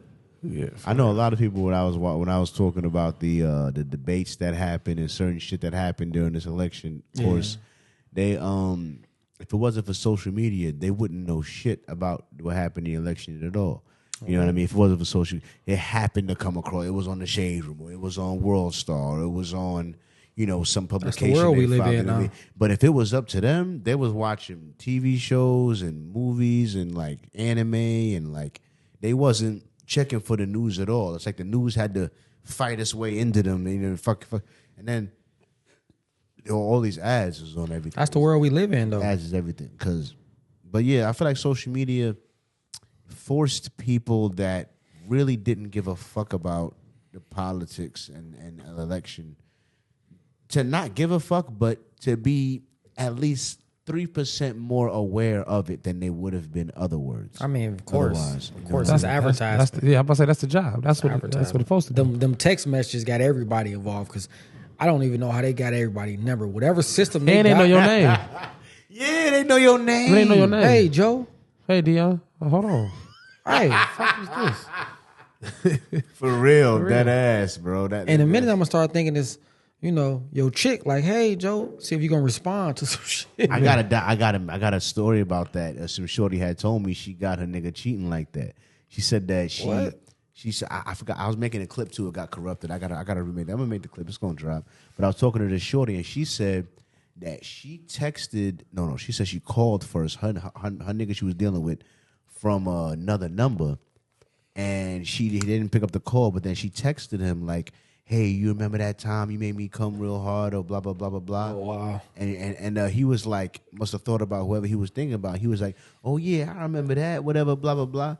And then they started talking and texting, whatever. And she kept texting him like for like days and shit. And there was one day where they were supposed to meet up for a date. And she like texting this nigga as this other bitch. And he's about to pay. And she's like, so what you doing right now? He like, oh, I'm about to go to my family house and blah, blah, blah. You know what I mean? And she's like, this nigga is texting another bitch while he's out. She's looking at the block. He out there about to pick me up. And she said that when she was riding in the car with him, he was used to her like being on Facebook or Instagram or something like that. So she was on there trying to text him still as the other shorty while in the car with him going on the date. And she said that the messages was popping up green. It wasn't delivering. And she realized that he blocked her the moment that she was on a date. He was on a date with shorty. You know what I mean? Because it was just texting before that. She was just like, she said she ain't saying nothing. She played it cool or whatever, and they broke up whatever was the next shit. But I was just like, the fact that a woman, and she's not an ugly shorty doing this. So I'm just like, the fact that a shorty would do this or would catch you, it's like, I never even thought that was a possibility. Man, women are sending, so who said bitch ain't trying to friend sneak at you, in bro? through an election? Oh yeah, you voting for Kamala, by the way. You want to get this Kamala? Now I'm saying, My dog. No, he's sweet. Ain't no way I'm going for no shit like that. You text me talking about, oh, remember last time you made me come like this? Man, get off. Quit texting my phone. Wrong number. I love my girl. What the fuck is wrong with you? I'm not going for no goofy shit like that. Is you nuts? I know he would be a good actor because he be lying out his ass sometimes and still be looking. Hold on. Let's still be be looking sincere. Who be lying? Him. What's his name? Yeah. Hey, Big Dog, he lied. He be lying.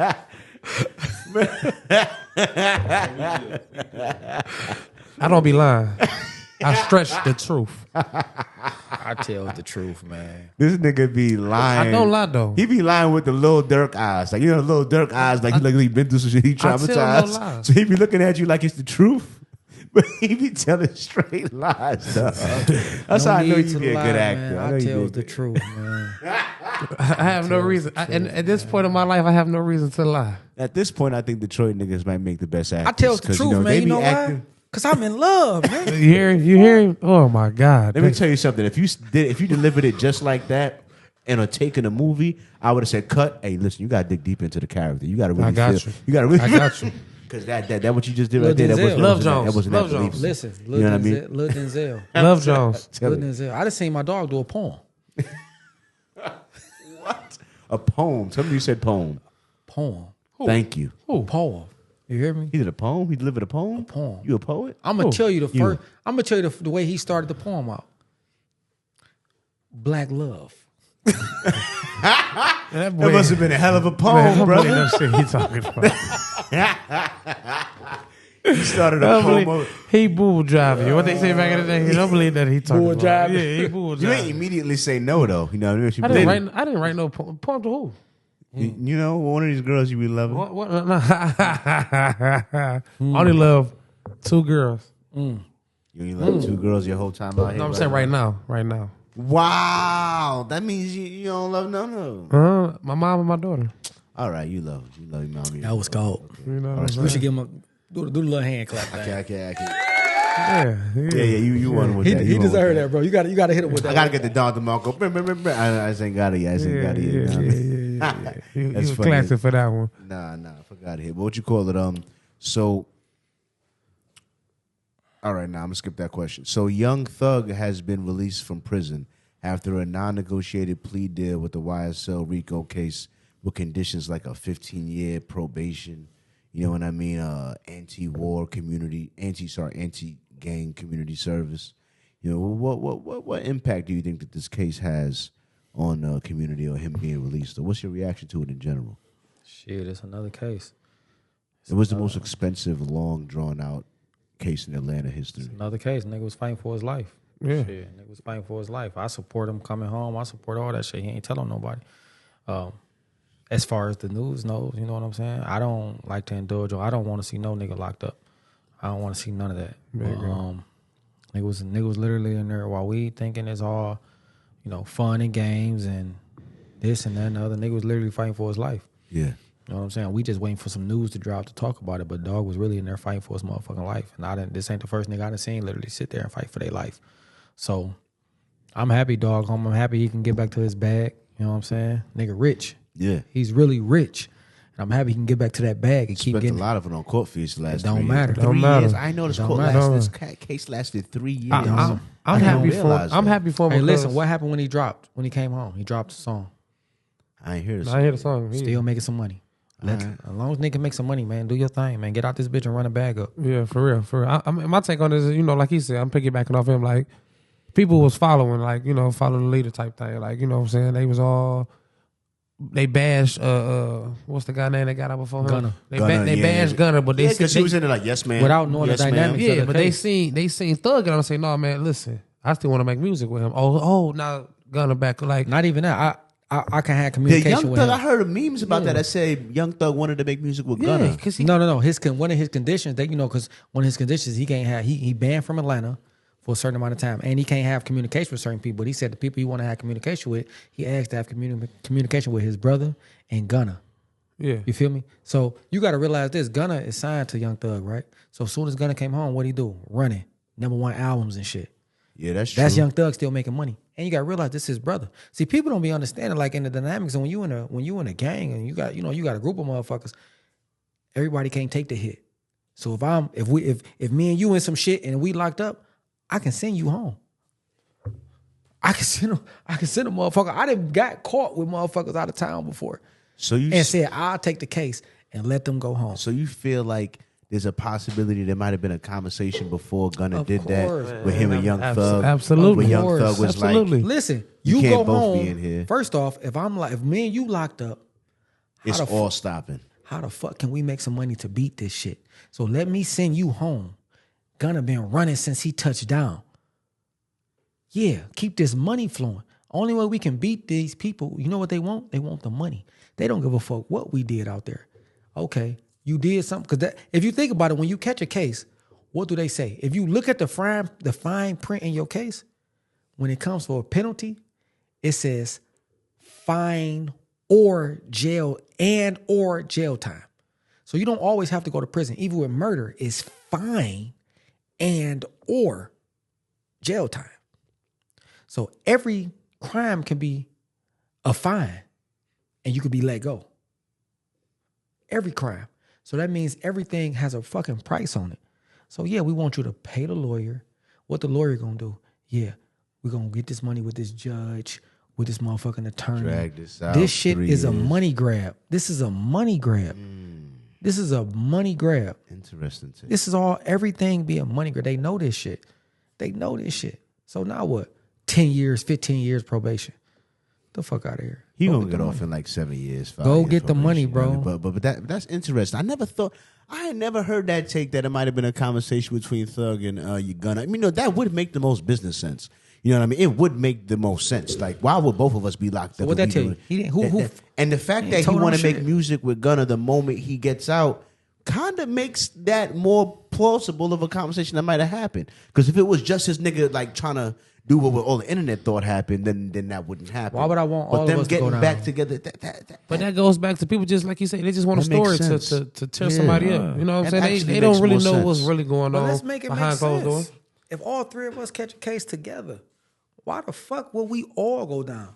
That makes when more I can sense. say, damn, you know what? I'm gonna send you home, bro. They instead of all of us doing 10, one of us go do 10 while the other two got an opportunity to go out there and make millions. Yeah. Or whatever the fuck y'all can do, y'all can go Yeah. out there and make that shit. I can do this 10, but instead of all three of us just sitting here not doing nothing. Yeah.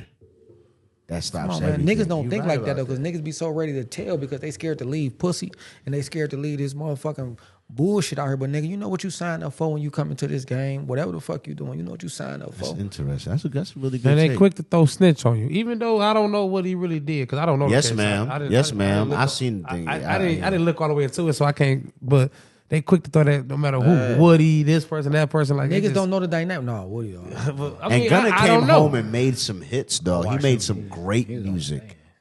He was on the stand. Yes, ma'am. He said some shit. Then try to get on the stand, act like he was retarded. Yeah, I mean it worked. Shout out to Young Thug getting released, man. For sure. Absolutely, Shout out to absolutely, Thug. absolutely. Shout out to man. Thug. Shout out to Even Thug. Shout out to all the boys that got He released, big- man. he Not big just Thug Young Thug now. either, man. The people we don't know about that got released, man. His neck grew like 3 times. I got the released size. too, y'all. Shout out to You know what Joe. I'm saying? Shout out to all the people that got released, shout man. out to all the people Free out them, man. You know. Yeah, I almost did it. Free my brothers in the MDOC, man. My man's coming home, man. B-Mo, come home in January, dog. That's my brother. Hell yeah. Recently, the NBA has seen more young black athletes using their platforms to speak out on social issues. Do you feel sports stars have a responsibility to be vocal, or should they just focus on the game? They don't have a responsibility to do shit. I mean, that's selfish because they got so many kids looking up to them. But, man, you've been raised to hoop. You programmed to hoop. So you tell them to shut up and dribble. No. So how do you feel about this? No. Is you crazy? You use a Pretty brand much. for a reason. No. Broaden out every way. Open up every door that's in your path, man. No. Don't just be stopped for basketball. Because it's life after basketball. I don't No, care but I'm what you saying do. as far as speaking up for social That's what I'm issues. saying. Speak up for all this. You see Jaylen Brown do it. He still got his $300 million. Yeah. Can't always do that. Why, though? I'm not saying you can't, but it's not your responsibility neither. Who's to say? Like, this is an argument. Because you may speak up for something and lose everything that you work for. It depends who you are, though. It don't. Because Kyrie Irving. what I'm saying is you may say something and you can lose so much from what you building for your family, bro. What did Kyrie lose? Nothing. I mean, he lost that. I feel like that's why he got Shit, taken out of New Nike? York for real. But he still got his And own shoe Nike. now. That's doing well. Yeah, but shit, he ain't gonna make more than what he was gonna make at Nike. You talking to him? Yeah, I mean, it depends who you are.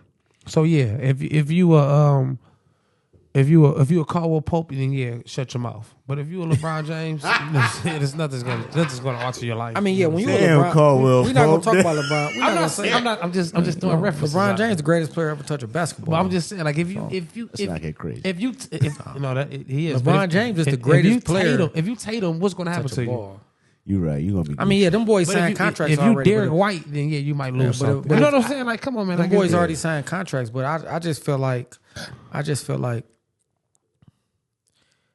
you got certain people looking up to you. Yeah, it's certain things you should do, but I don't like that we put that pressure on young black niggas. These are not 30, 40-year-olds. These are 20, 18, 19, 22, 23-year-olds. And they don't have the mental capacity to actually make a lot of good, great, sound decisions. So I don't feel like we should put that responsibility on them to be speaking up on social issues like that. Because a lot of times they don't even take the time to even digest what's going on. You're right about that. You feel me? I feel so you. I don't believe that it's our responsibility or it's right for us to put that pressure on them. All right. So a question not a question, but like a debate I have had with my coworker several times. You know what I mean? Because I keep trying to explain to him what. Wrong We should guy. we should FaceTime my Yeah. guy. I'm going through something right now. Yeah. Right. Yeah.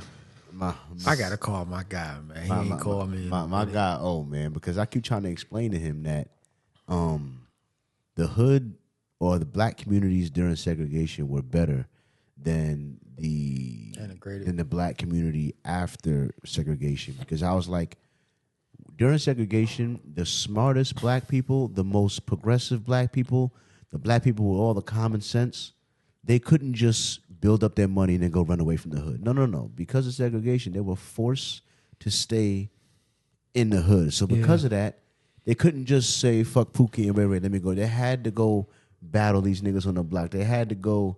That's one of the reasons why they created the gangs back in the day. You know what I'm saying? Because they had to police their own neighborhood. They couldn't just run away from. They had to provide opportunity for their other black people. They had to help build up the neighborhood. They couldn't just run away from it. Because in my mind, the moment segregation ended, the most affluent, smartest black people all probably just left the fucking hood. And that's why the hoods are what they are now. And the continuous thing happens today. The hood be full of, let's say, 2,000 people. 100 of them got some sense. The 100 people grow up, get their money, all leave the hood, and the hood stays the hood. You know what I mean? Like it doesn't. They're not forced to have to make it happen. You know what I mean? Reinvest. Forced to reinvest. They're not. They just run to the white man because they can.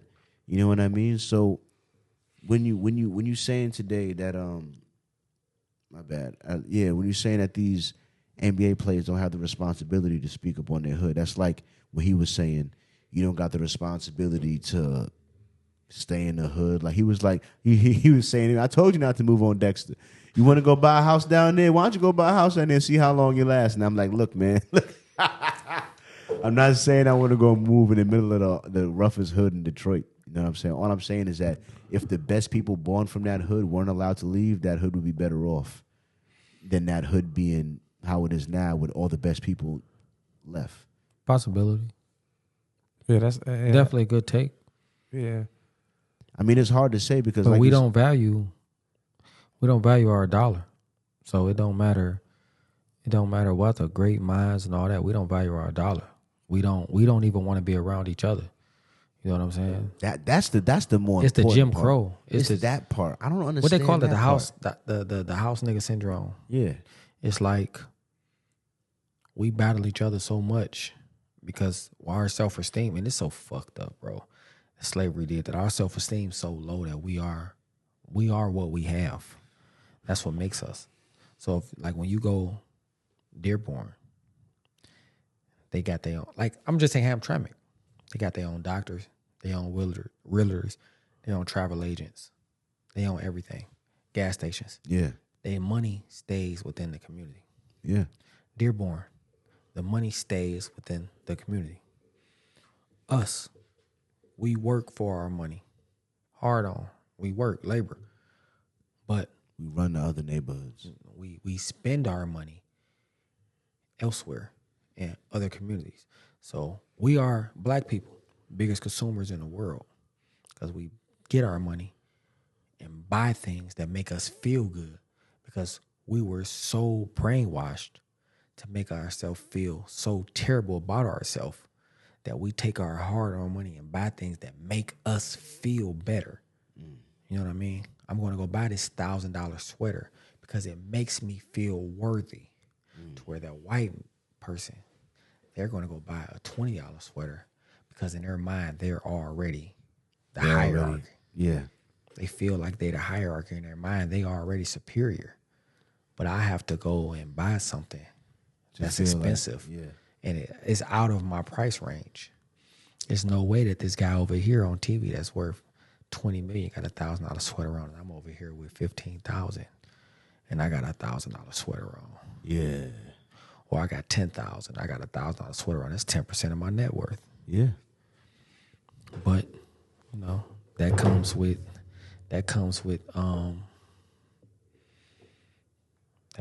like that brainwash mentality.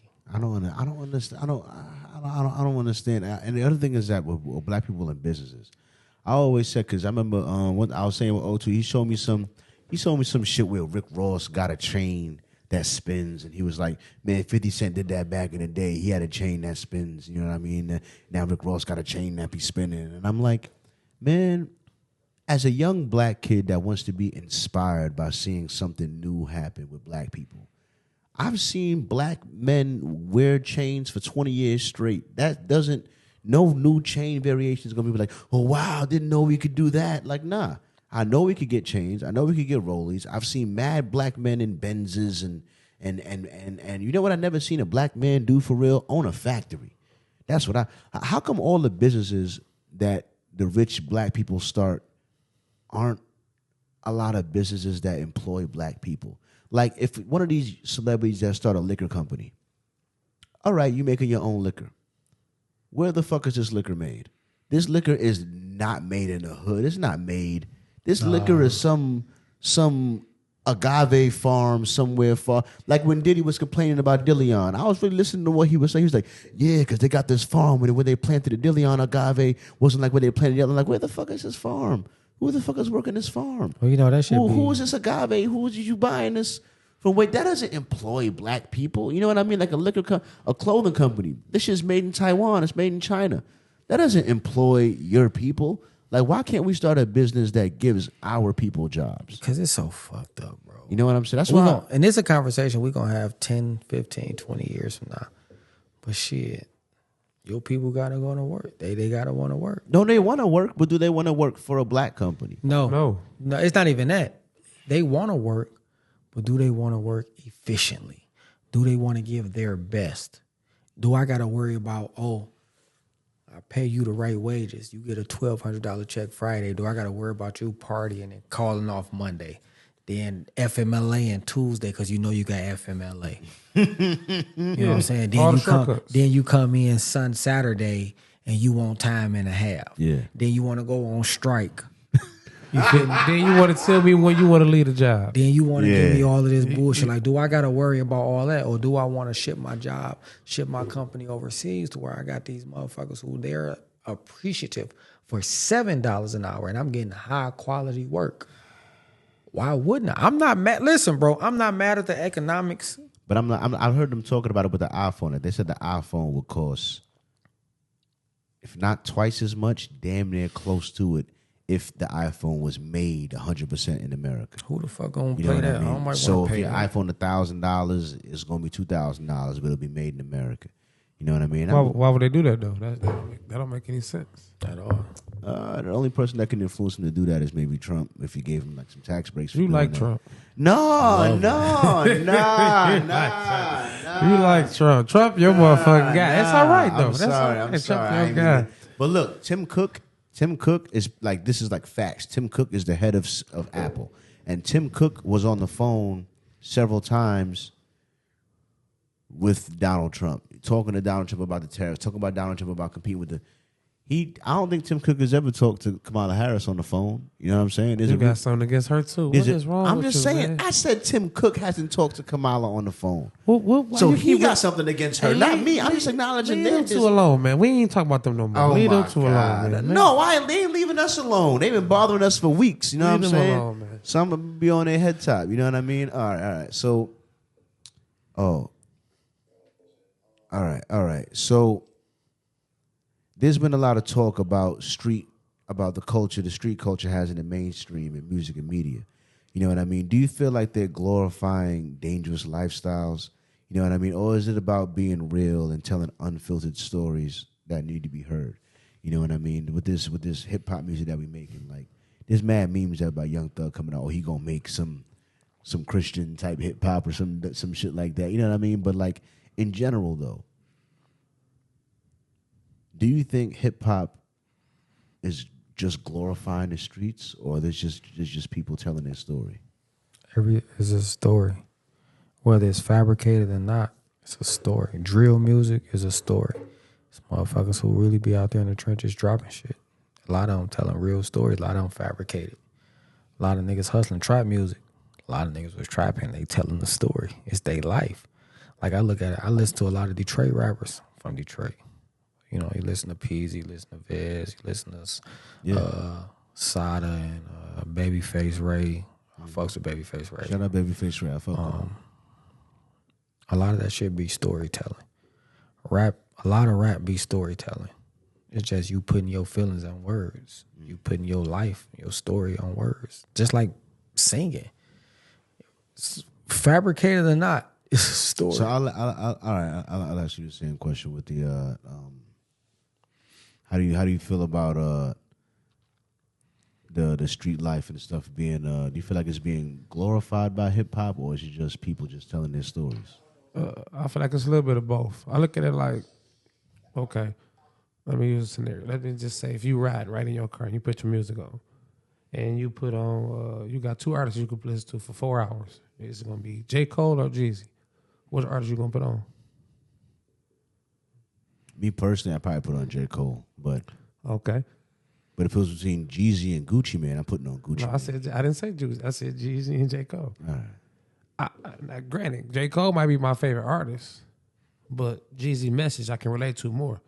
So it's like it's both parties. You know what I'm saying? Like it's him listening to his story. Like, okay, damn, I remember being on the corner shooting dice and seeing the police stop us and chase us and this and that. You know what I'm saying? Stuff like that. You feel me? Or I'm listening to J. Cole that's been reading 900 books and I got to listen to the song 7 times to understand what he's talking. Just hear me out. I got to understand what he's saying, which is good music. I'm not saying this music back because that's my favorite artist, but.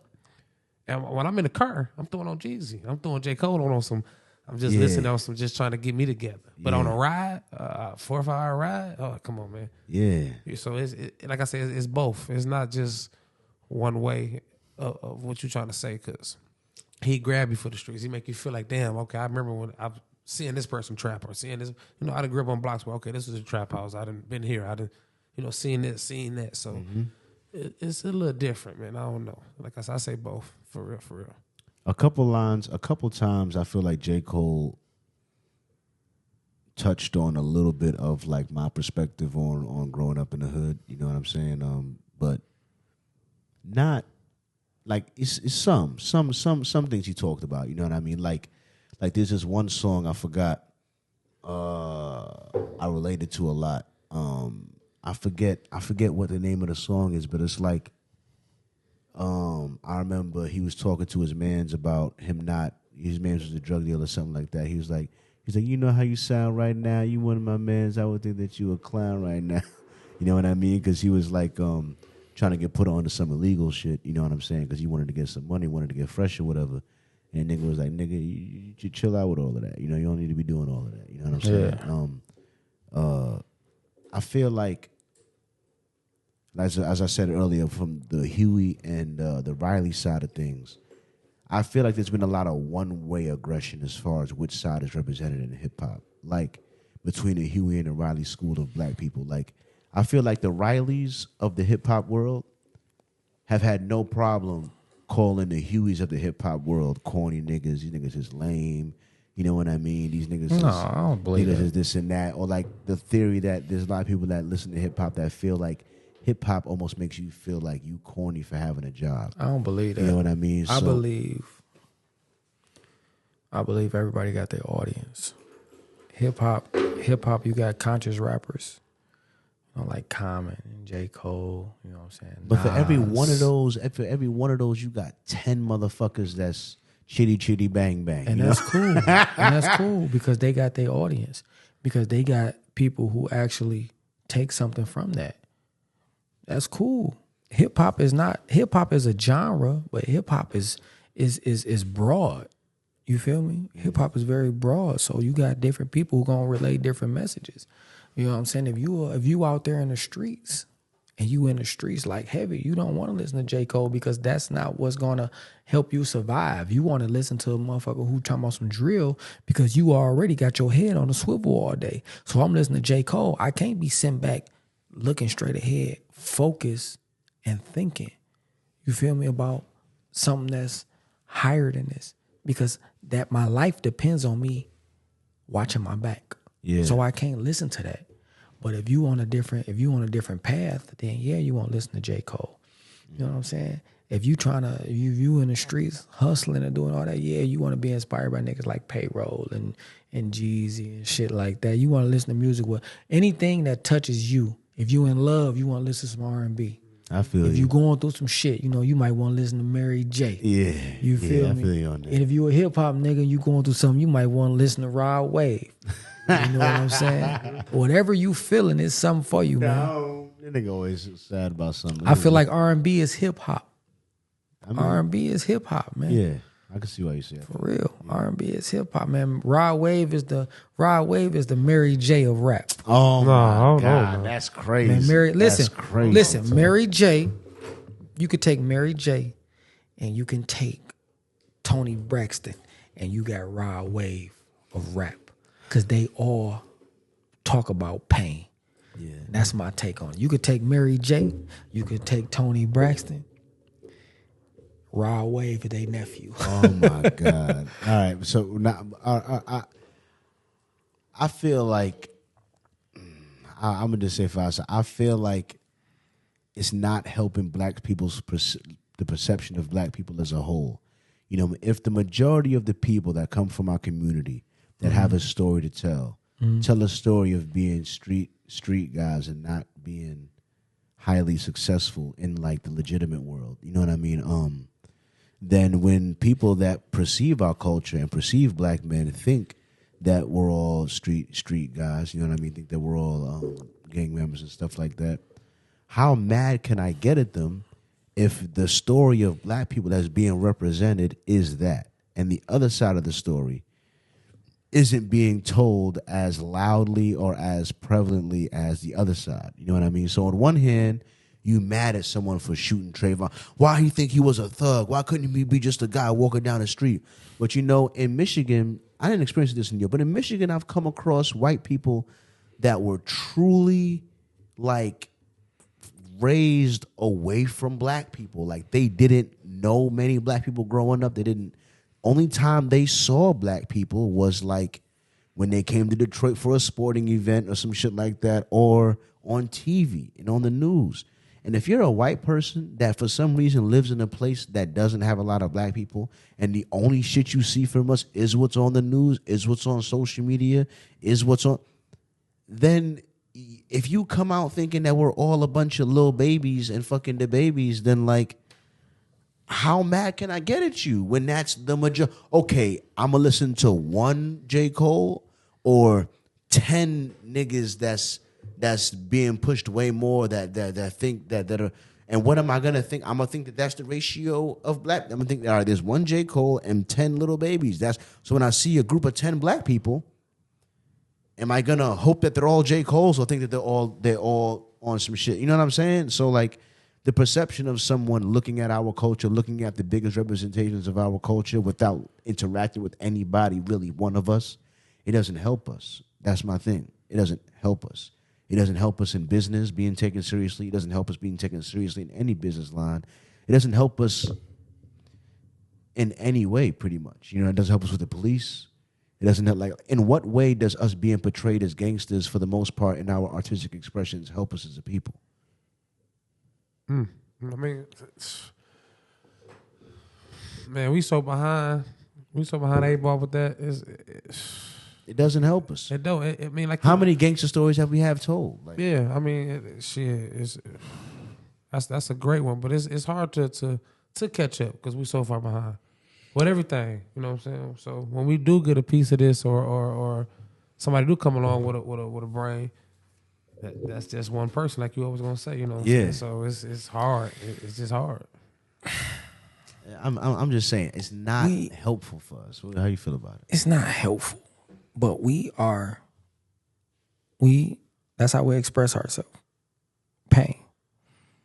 You got to look at the culture, where we come from. What about my pain? What about my pain by always losing the bad bitch to a fly hood nigga? Talk about it. Crazy. What about my pain? Talk about it. What about my pain? I wanted her.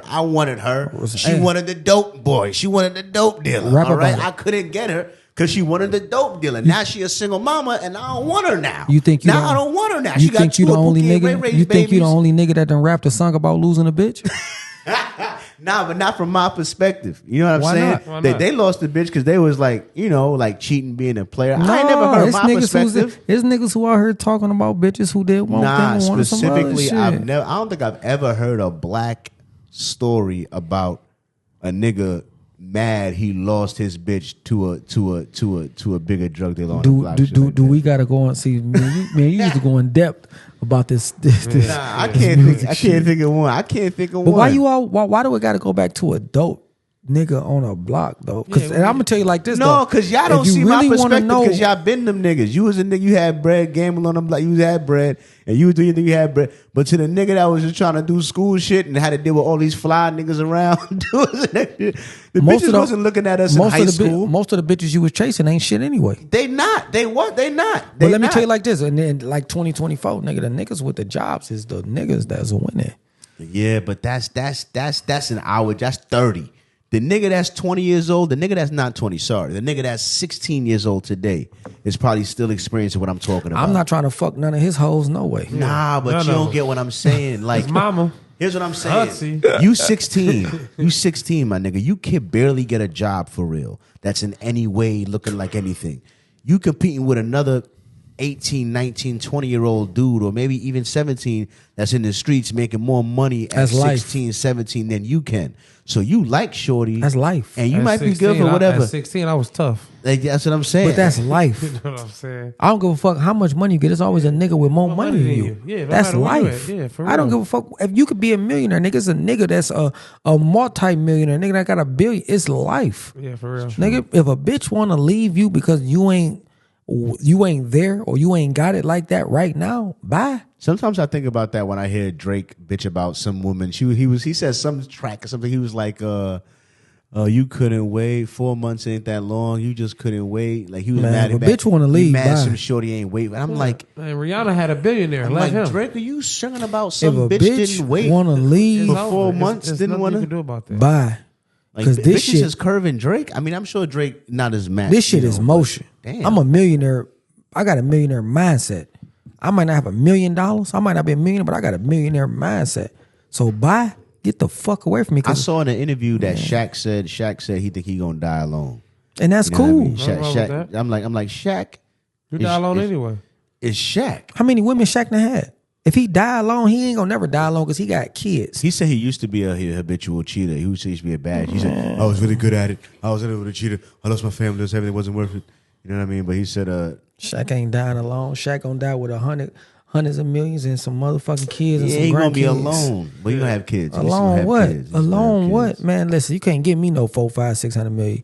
Alone? What the fuck is alone? What? Did you think Hugh Hefner died alone? No, Hugh Hefner died with 20 nah. bitches by his bedside. That comes with that. Look at Floyd.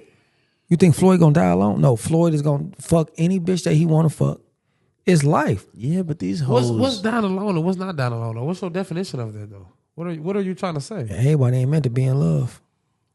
I don't know. Like I feel like, yeah, if you don't got a woman that you trust to a degree, you still dying alone. Like even if you had 20 kids and you was divorced 2 times, if at the end of the day you 70 years old, you ain't got no woman or no like, or at least she didn't die. Like I understand if you had like let's say a 20-year marriage and shorty died when you was like 60. All right, you ain't really die alone. Y'all just she just died a little soon. You know, what I mean? That's not the same. But I mean, like, you at the end of your life and you ain't really have no significant other like that, then you know you're not dying alone because you got kids. I see what you're saying. You know what I mean? But still, like when people say that phrase, they're definitely referring to their significant other, not your millions and millions of dollars. You know, you can have all that money, but like. But sometimes love ain't for everybody, bro. Like one of the Koch brothers had died a couple years ago. Like Talking about the Koch. the Koch, whatever, Koch, Koch, the dudes, like what there was 2 of them at one point, the Koch Yeah. brothers. Yeah. One of them died. Now there's just one of them. Yeah. You know what I mean? When that nigga died, I don't think I barely saw like who billionaires, really gave a fuck. That nigga had billions. Man, they and gave a fuck. They billions just of kept it low dollars. key. They gave You a know fuck. what I mean? for Like, sure. that's like, yeah, you Him had dying it. affected more people than the mother. Him dying affected so many people, but they just kept it how they kept it. You ain't gotta be in love, bro. That shit ain't meant for everybody, bro. Some people. You think love ain't meant for everybody? No, it's not, bro. Because everybody, listen. You know why love ain't meant for everybody? Because everybody don't even know how to handle or accept certain love because of traumas. So how do you feel about that concept of soulmates? If love isn't meant for anybody, You can have different soulmates. You can have more. You can have multiple soulmates. It's just like, I know this thing I call soul ties. You can have soul ties I've with heard more and multiple more women. about this soul Like I feel like I have soul ties with multiple women. I do, because I've had different connections and different relationships with different women. So You're a crazy motherfucker. He get off that live. He get off that live. He my brother. He get off that live. But in all reality, bro, I have soul ties with different women, and I feel like it's certain. It's the women that I have had soul ties with. We are connected for life. That's why as women, it's women, bro, that I haven't fucked. Let's just say 10 years plus, but we can still get together. It ain't even got to be sexual. See, And we can get together and ride and chill, and it'll feel like we're in a relationship. How do you, He a bad. That's a bad man right there. You hear it? No, Hey, make sure you put that when you go through your little edit version, man. Send that to me. I'm sending that all over the internet.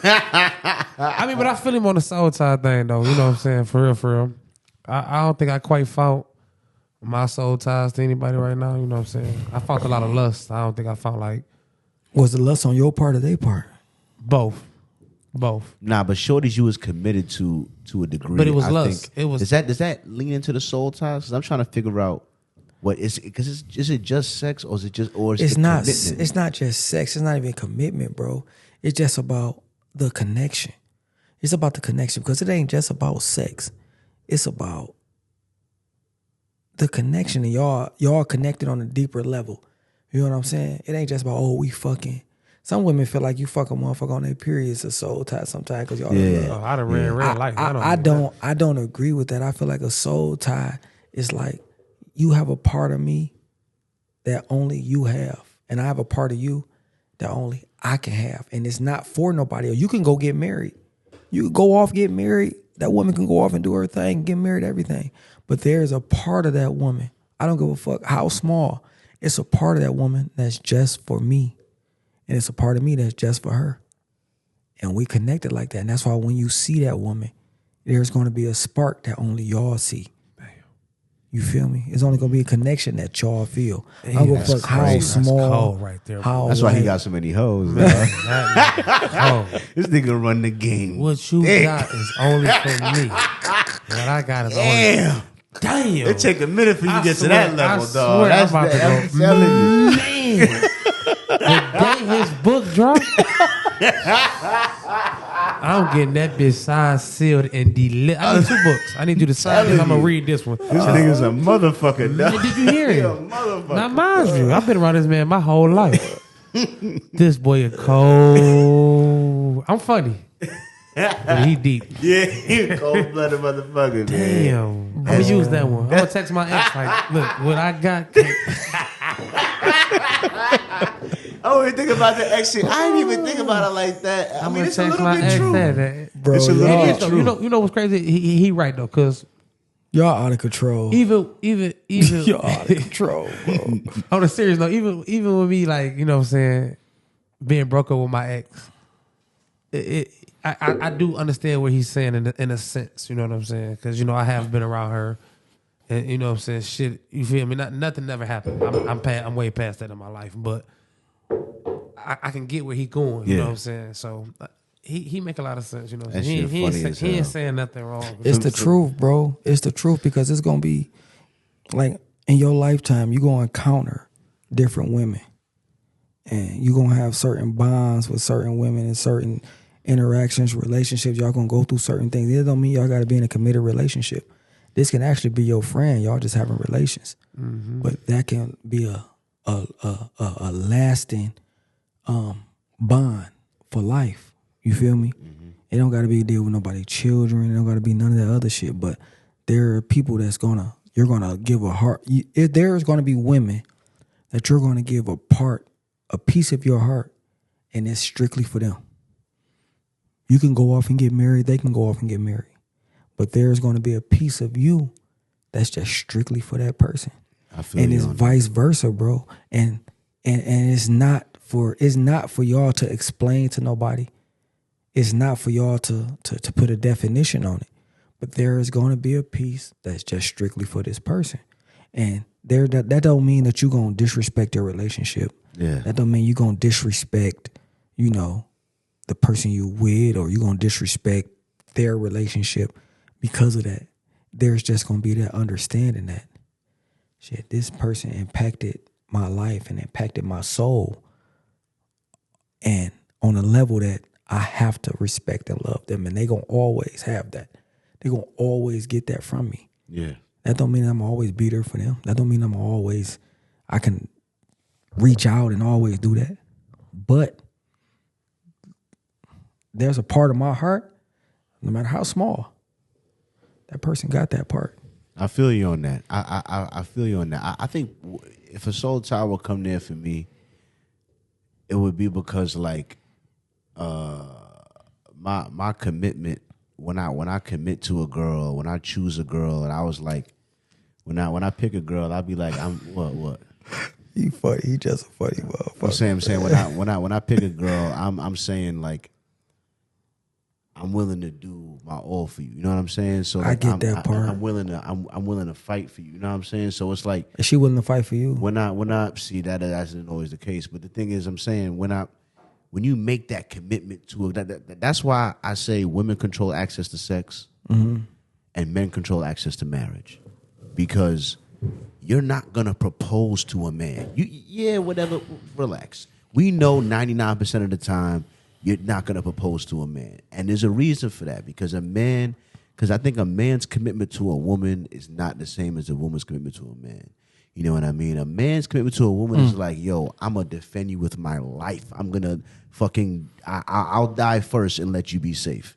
I'll work till my body hurts and you be good Gucci. That's a man. You know what I mean? Like I'm Right. my place is to stand between you and the world. Right. Wherever the world has to throw at you, I'm in between you and the world, so you ain't really got to worry about it. Right. You know what I mean? So a man's commitment to a woman is different than a woman's commitment to a man. A woman is just like, all right, I'll stand behind you. I'll accept your protection and provision. You know what I mean? I won't dishonor you or your name with my actions.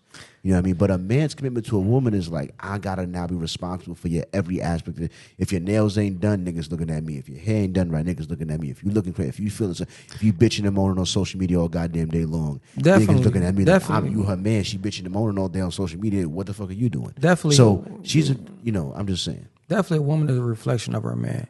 And even with my woman now, she always says like, yo, the energy you give me is the energy I give back. Your energy controls the room. I learned that too. But there's also has to be, women also have to understand that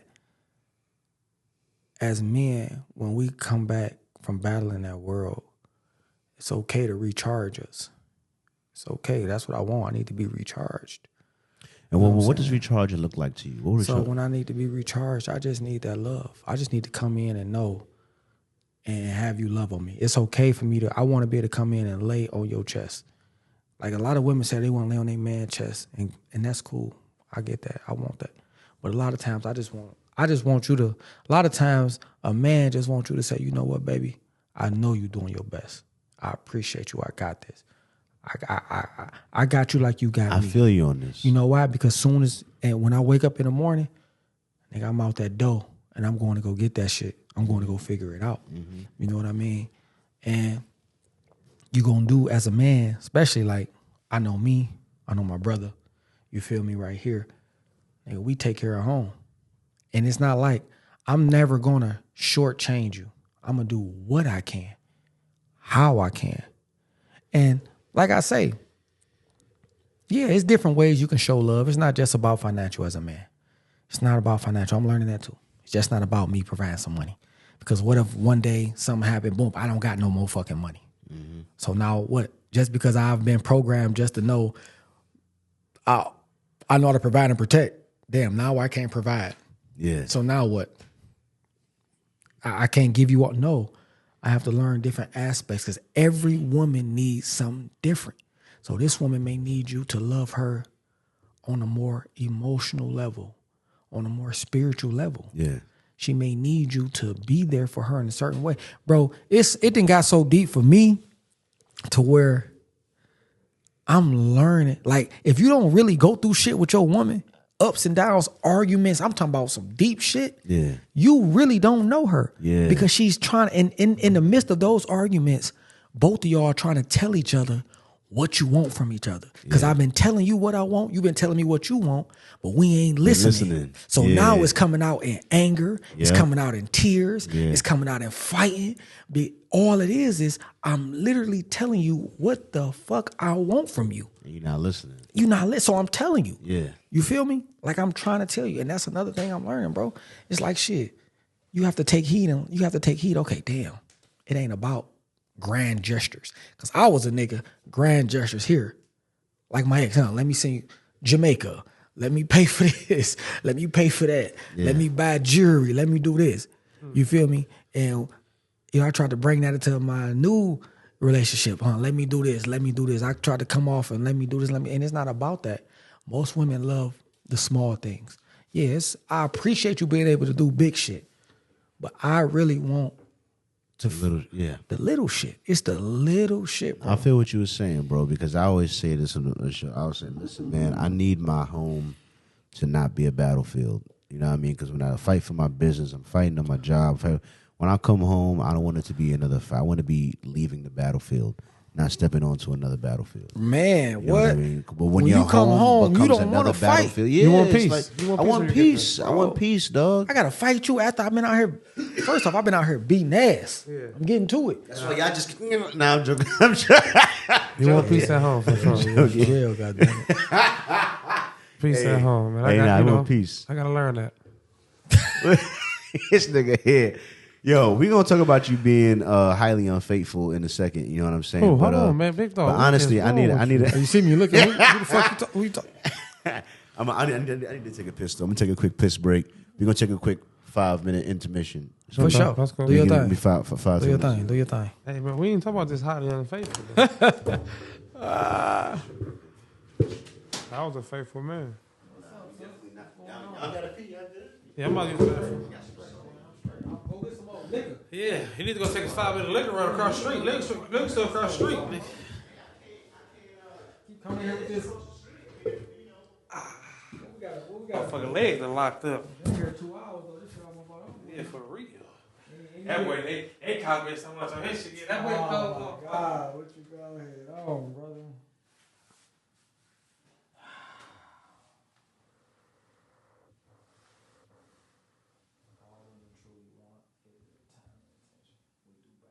Oh my God, cuz I swear, learning women, every woman wants something different though. Every woman love language is different. I think we all brought up from our childhood and our traumas, so we need different things from each other. You know what I'm saying? It's okay. It's okay to tell your partner what you need and how to be loved. Like I feel like in order for a relationship to be successful, you have to tell your partner how you need to be loved. You have to tell them what you need. Because if you don't, then they just guessing and going off of, you gotta stop doing that. You know what I'm saying? You gotta tell a person, listen, this is what I need from you. This is how I need you to love me. And if you can't, then that's okay. It's okay for us to go separate ways because this is how I need to be loved for me to reach my peak, for me to feel my best emotionally. You know what I mean? I have to be my best. Because if I can be my best at home when I go out that door, that leads to other things in my life. You know what I'm saying? When I leave home and I'm my best, then I can go into business being my best. I can go into different friendships and dealing with my family being the best. Because at home I'm being loved the way that I want to be loved, and I'm also loving the way my partner want to be loved. You know what I mean? So. And when you tell your partner, when you tell your partner how you want to be loved, and you have to keep repeating yourself, you have to keep doing that, and it's time to start looking elsewhere. You know what I mean? I'm learning that. I'm learning. Trust me, I'm learning. I did most of my adulthood on the other side, in bars, but it's learning that it's okay to tell a person how you want to be loved, man. You can't expect your partner to guess how you want to be loved. Like men are simple, women are simple, complex, but simple at the same time. But it's okay to tell your partner how you want to be loved. It's all right. And it's okay to tell your friends, not just your in relationships. It's okay to tell your friends how you want to be treated and loved. Also, it's all right. It's all right. Talk to him. Because it's just like business. Business is a contract. So in the contract, you got fine print. These are the rules of this contract. You know what I'm saying? For us to best do business, we should go by this. For business to be at its best. So everything needs to be. Yeah. Can I talk to you for a second, man? What's up, bro? 1 second, y'all. 1 second, live. What's up, bro? That boy talking good on there. Amazing.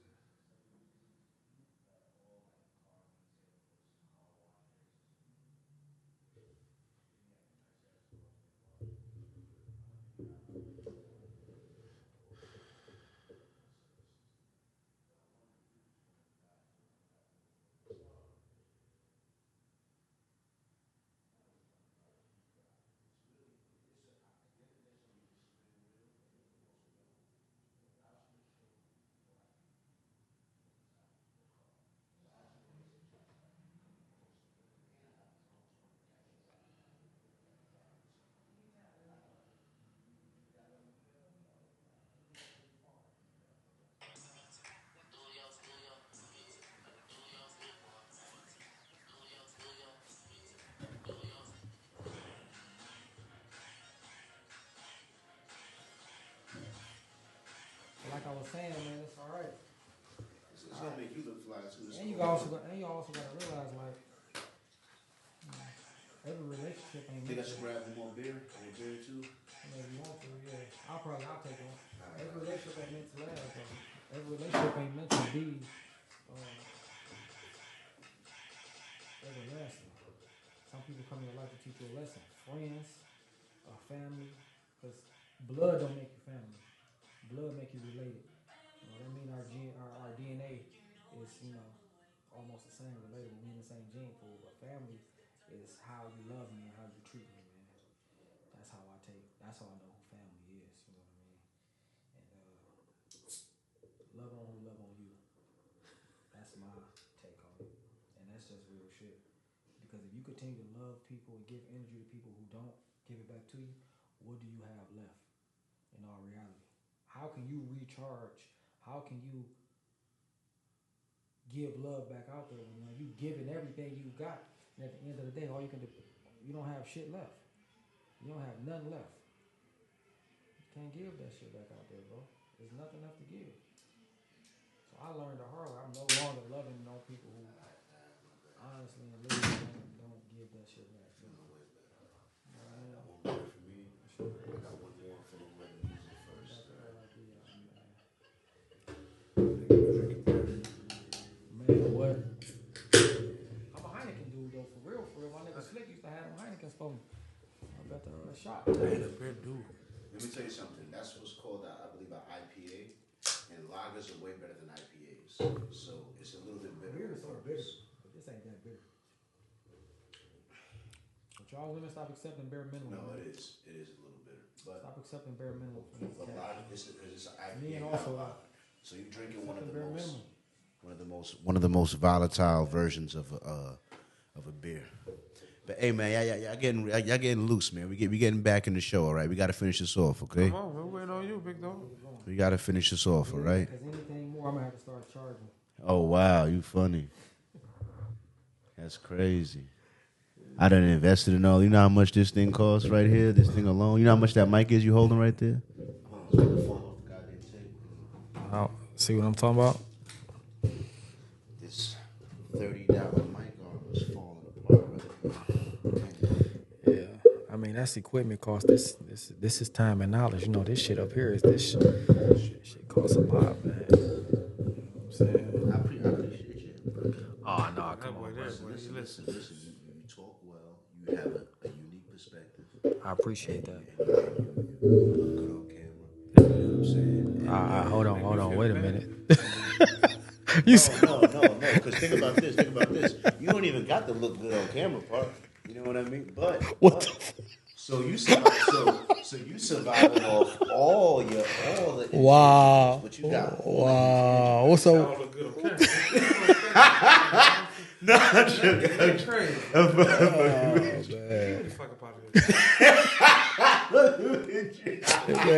Man, they just sorted my motherfucking brother, That nigga man. say I don't look good on camera. Nah, I'm joking. That's cool, big fucking dog. with you. That man crazy. I'm fucking with you. Nah. I done told you. I done told you. Nah. You got Oh, all. man, we still go to Karen Dentistry right there, man. Oh, 15. don't say nothing to him. Teeth and shit still good. Nah, I'm Motherfucking saying function shit ain't gone. my guy is one of the best. We coming back from the break, you know what I mean. And I just wanted to say for the record, you know what I'm saying. I don't like that. My guy Dion, you know what I mean. Regardless how he feels about it, he's one of the funniest guys that I've ever encountered. You know what I mean? Just naturally a funny guy. You know what I mean? Sometimes he makes jokes about you, and that's not the funnest time. But he's do be funny with it. He's funny with his delivery, man. He's like such a larger than life guy. You know what I mean? Appreciate And in more than ways than one. He's a big guy physically, but personality wise, he's a big guy. You know, any job you've ever left, I'm sure is like sad that you left because you're such a big presence. When you're not there, you know what I mean? Like people know it. You know what I'm saying? Twice. Other than that, my baby been out here doing it. Thank you. That's all I'm saying. Man. My guy Dion is. I don't know what he laughing at. My guy Dion's a I'm larger than life guy. a silly. I'm a serious guy. It's a good guy though, man, to be around, man. Yeah. He's sure. It's always a fun time, always a vibe. You know what I mean? Anyway, Man, I gotta get to that. how I really want to go to the gym. why do you think some men find it? I'm gonna start this question to you.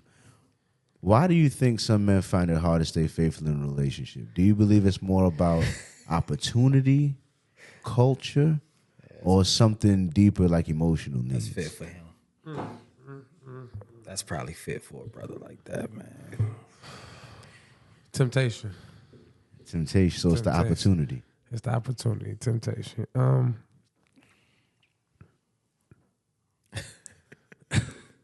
Choose wisely, bro. Oh man. Why you put that in there? What's that? For sure. So, like I said, I would say temptation because of the social media now. You know, it's so, you know, girls is like, you know what I'm saying, selling sex so easily. Not like prostitution and everything, but far as like showing their body off and all those type of things, you know what I'm saying, stuff like that. Shit. Easy access to be able to interact with these different type of women, you know, beautiful women of today. You know No what I'm doubt. saying? So it's a lot easier than what it really was back then. You know, you really, like back then you like had to put your good clothes on and go to the club and, you know, do your step out. Now it's just like it's in your phone, you know what I'm saying? So I'm not a cheater, so I wouldn't know. You know, I'm a single man, so I'm not out here indulging in a cheating life or whatever. But like I say, it's just the platform has been set up for you to cheat. You know what I'm saying? My God. So you say the internet make it The world has set it up for you to make it acceptable to cheat. You know what I'm saying? In a Now sense. it's acceptable. That's out of control. I mean, it's the truth. That's out of control. It's the truth. But, So you do know, you accept fate? Do your woman to be faithful? Absolutely. I want my woman to be faithful. What men don't? I understand that. So absolutely. So, you know, my next queen, you know, I expect her to be my queen. You know what I'm saying? And I'm her king. So I won't want to no other way. You know what I'm saying? Support. But he's still gonna be slinging that thing. So he's saying. Yeah. Slanging those. Oh my God! And what do you think contributes to your want to continue to explore new pussy? You know what I mean? Is it that it's an insatiable need for new women? You know what I mean? Or is it like something? Well, I'm a one woman type of guy. You know what I'm saying? So I don't know about all that. You know, exploring for new. You know what I'm saying? So what? You know what I'm saying? When I'm dating one gal. You know what I'm saying? So I you feel me? I don't know. You know what I'm saying? I mean, recently, you know what I'm saying, I've been, you know what I'm saying, trying to lock it in and settle down. You know what I'm saying? So I don't. It's funny. I only know two people in my whole life that ever gotten a woman got into where they were in a car chase with a woman, like a woman. Two niggas in Detroit. All right, I never knew that was a real thing. They're in a real life car chase. She's chasing them down. Well, who would happen to? I know 2 people, and they both from Detroit. So this Detroit player shit is something crazy. It run deep out here. I'm not a player though. You know, I'm not And a the player. thing is, they be stepping smooth. They got the best playlists and everything. Oh, you know, listen, the Coldest. music. Go They got live all with the his shit. quotes, the movie shit. You're done. By movie the time shit? they done, their game is tight out here, dog. It's Man, another level, dog. Like, I I'm don't not- know. I'm not a man. player It's though. a whole nother level, man. My mans do not be bullshit. Like I said, he got all the intangibles. yeah, I'm not a player. different. Listen, different type of guy, man. You different too. I'm adaptable. You different too. You Oh man, him. he coming through with the unexpected thug spiritual angle. They be fucked Man, he putting up. on he putting on Heartbreak Hotel. He fucked up in the game. You hear me? He throwing on Heartbreak Hotel. He take them 10th levels deep. He got the Inception love. This guy crazy. Man, listen. This guy crazy. He take them 10 levels The deep. stories with him. He's so man. He good, man. I'm talking about he How's this summer been? That was one of the questions. How's this summer been? Wonderful. How has the Detroit woman treated you this summer? Who? I'll start with you. How the Detroit woman Shit, treated you this Detroit summer? women ain't there. I've been with one woman. Detroit women ain't cheating me shit. Trick no good. But Detroit women ain't did nothing, man. I've been working this whole summer, man, and I've been in a good relationship, man. Detroit women ain't did shit. You know what I mean? All right. I'll It let you is what live. it is. I ain't on.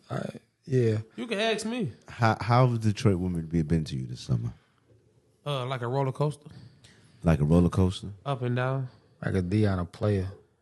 No, I mean it's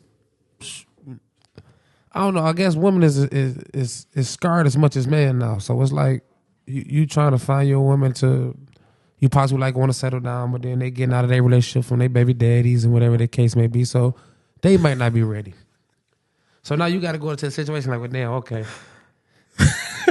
She don't really want this, but you might want this. Yeah. But then when you bring up your situation, what you had going on, oh, you still want that person. Like, no, I'm moving on. I'm trying to build something with you. That's why I'm just.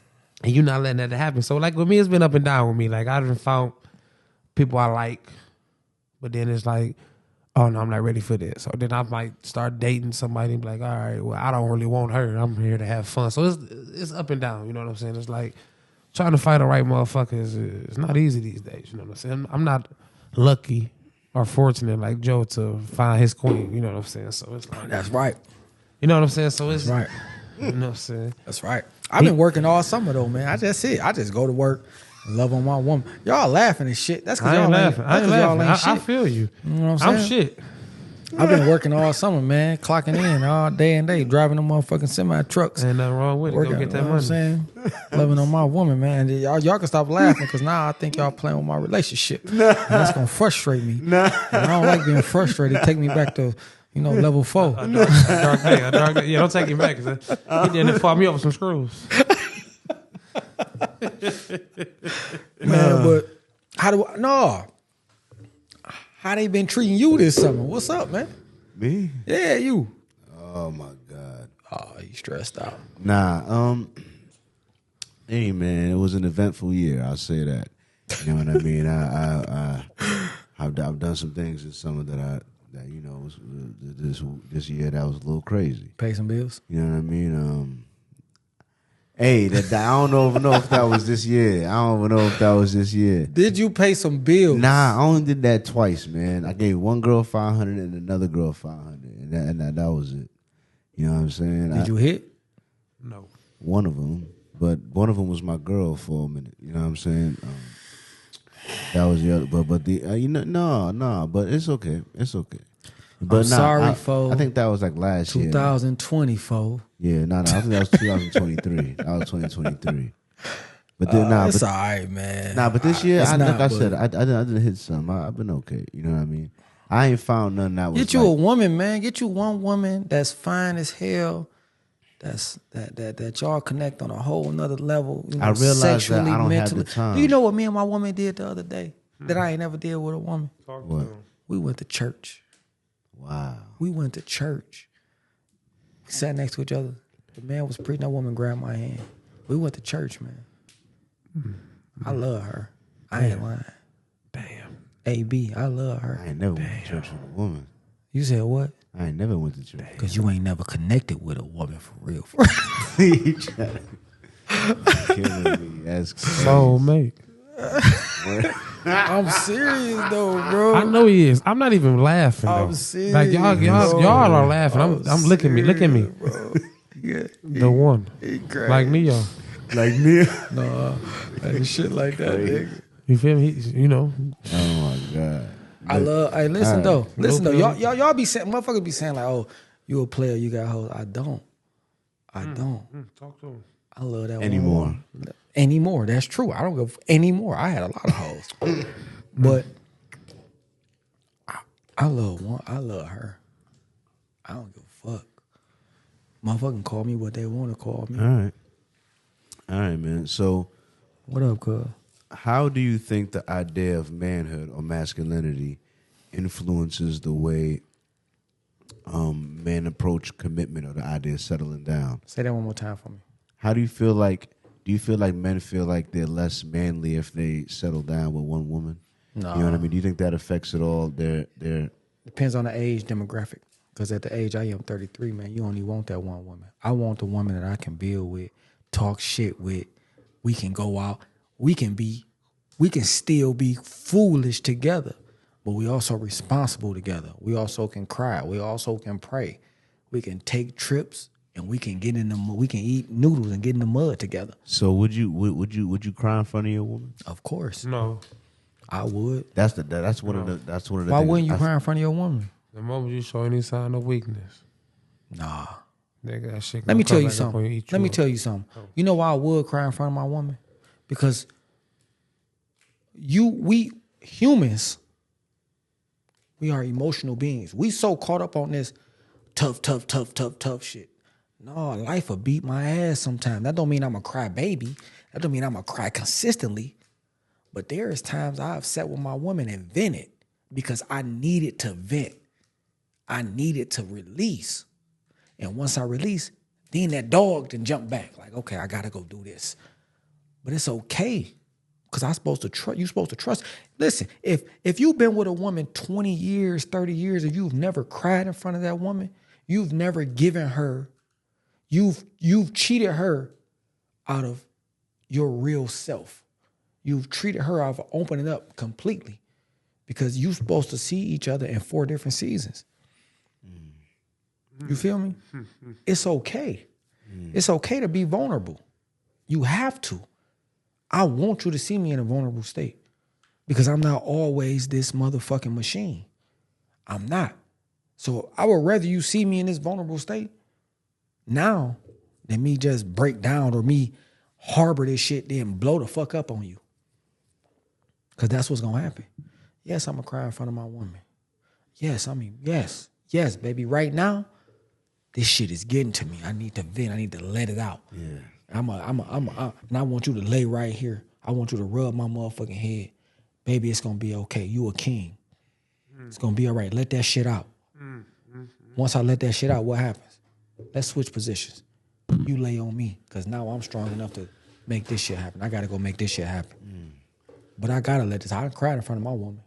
I've done All it. of them. I've done it before too. One time. He said, "Oh, Everyone out of me. Well, my experience ain't been that lovely.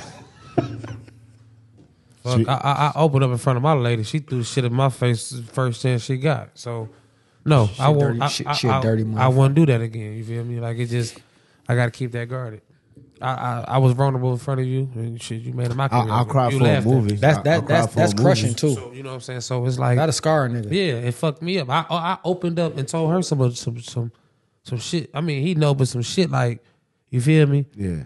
A nigga then they can't come back from. And then you get mad at me and threw it up in my face. Oh, no, I can't, you feel me? I can't look at you the same. And that scar me. I told you this. Shit, you know what I'm saying? That's Confidence, crazy. like, shit, this is, you my other half. You feel me? So Yeah. for me to do that, to open up another female, I at this moment, I can't. It's hard because now I'm gonna feel like every female gonna, and I can't judge every female from what her actions was. That's true. He right about that. I have to move on past that. But it's so hard because men are taught to be hard anyway with a shield. Exactly. So then when I open up my shield to my lady, to my other half, and she sit there and spit on it, it's like, damn, how can I open this motherfucker back up? You see what I'm saying? So it's like it's hard, bro. It's hard. Is. I feel you on that. Hell no. I count that as one of my. I feel like that was one of my mistakes that I made in my last relationship. I cried in front. I might cry for a movie. I'm good for that. You know what I mean? Up and a couple other movies, I was like, but that's for a movie. I'm connected with the movie. But like as far as crying about some real life shit, you know what I'm saying, or crying about the relationship or some shit like that. Whatever. I did that like one time. But like I said, I felt like that was a mistake. You know what I mean? The end of the Not day. really though, because like you say, he's fortunate. He's fortunate to find him a rider, so it's like it's a little different with him. They say blue chew, but they don't really mean it like that. Like you should really like have a drink with it, like get it down like that. But all right, let me run through these suckers, a couple of them. So, if you could time travel to any era in Black history, just to see how people will react to your style, where and when are you going and why? Ooh, time travel to I probably would time travel to I would love to see like because he spoke up, so I would love to see like a Muhammad Ali time frame, Dr. Martin Luther King time frame. I would love to see those type of guys, to see the impact that they put in, the work that they put in for today's time now. You know what I'm saying? So I would love to see that. Like, let me go see what these guys really was doing. You know what I'm saying? Because at that time, you couldn't sneeze. You know what I'm saying? So I would go back to that time. You know what I'm saying? For real. Like just to pick up some knowledge from them and see like how they really strapped it on and said, look, this is what it is. You know what I'm saying? Especially Muhammad. Yeah. Especially Muhammad. Back when he was like talking and lively and shit. Yeah. Like, you know what I'm saying? Like he say, you know what I'm saying?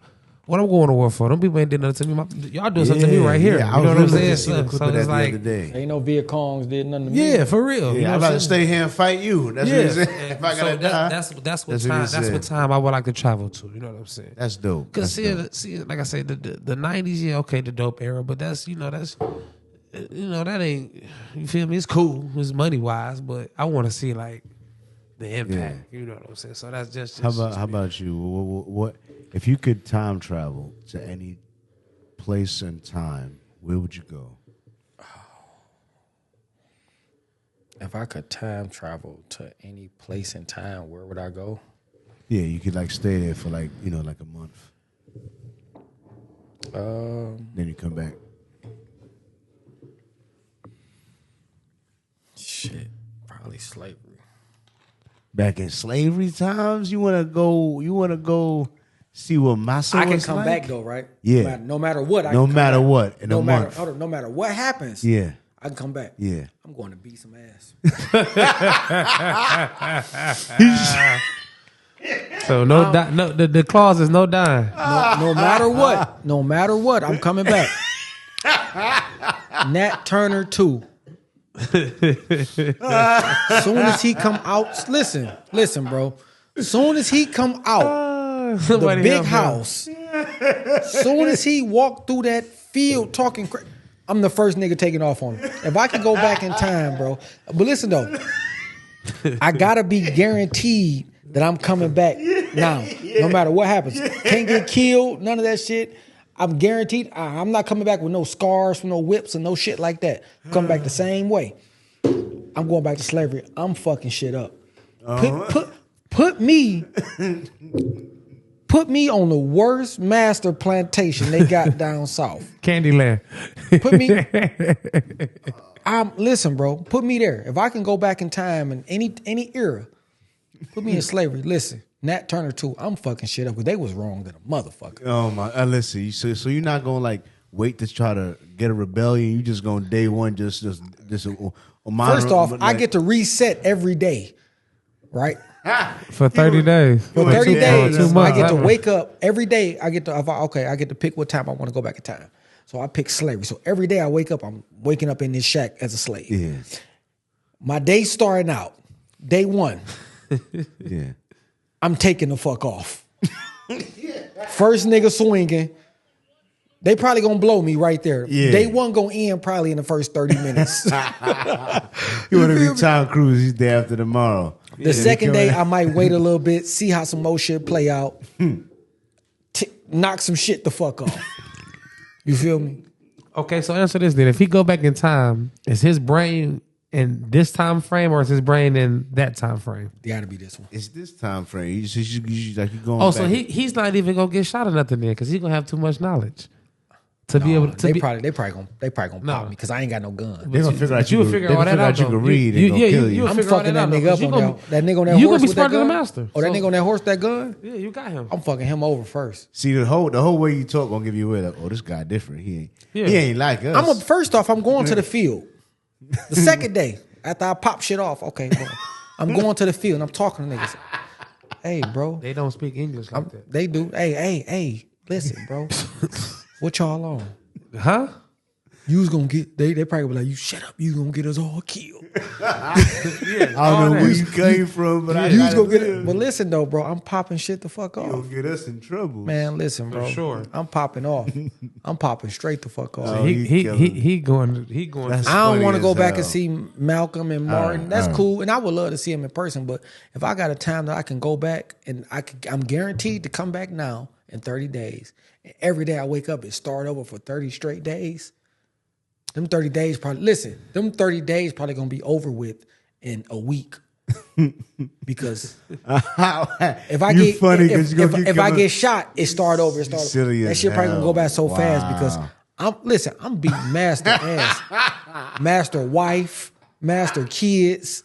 Listen, the Damn. first white motherfucker get close to me, they ain't got a good day coming that day. I'm beating ass. You funny as hell. All right. I'm beating ass. What I would do? 'Cause Or that's- Egyptian time though. Not that was my next. I would want to go back No, to no, Egyptians and shit. Yo, could do that. I want to see them Because really that build was mine. motherfucker. That was mine. That was mine. Nah, I would love to see the nah. Egyptians Fuck and God, nigga. Why you? I take him.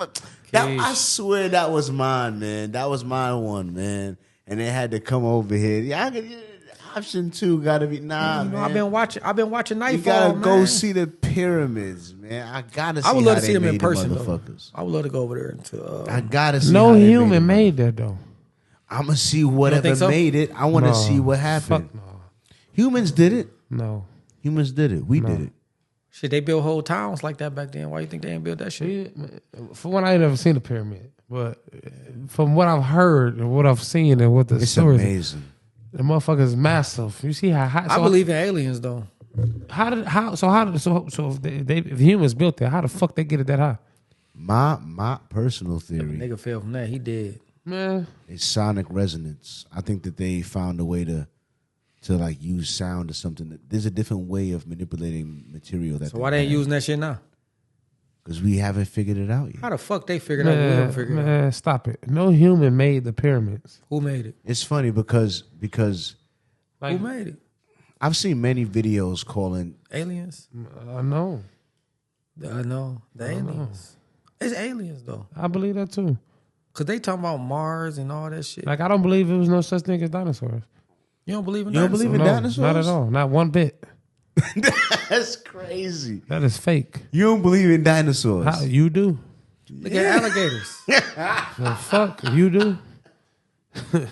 Why? Because you seen a couple movies. I seen them all too. I seen the bones I'm mad as in hell. real I ain't life. Piston have? game tonight. Yeah, in the museums. Man, they just showed you so much in your life that's not real, and you think because you seen them bones, they was. They done buried some balls and dug them up. Told Man, come on, man. We discovered it. Yeah.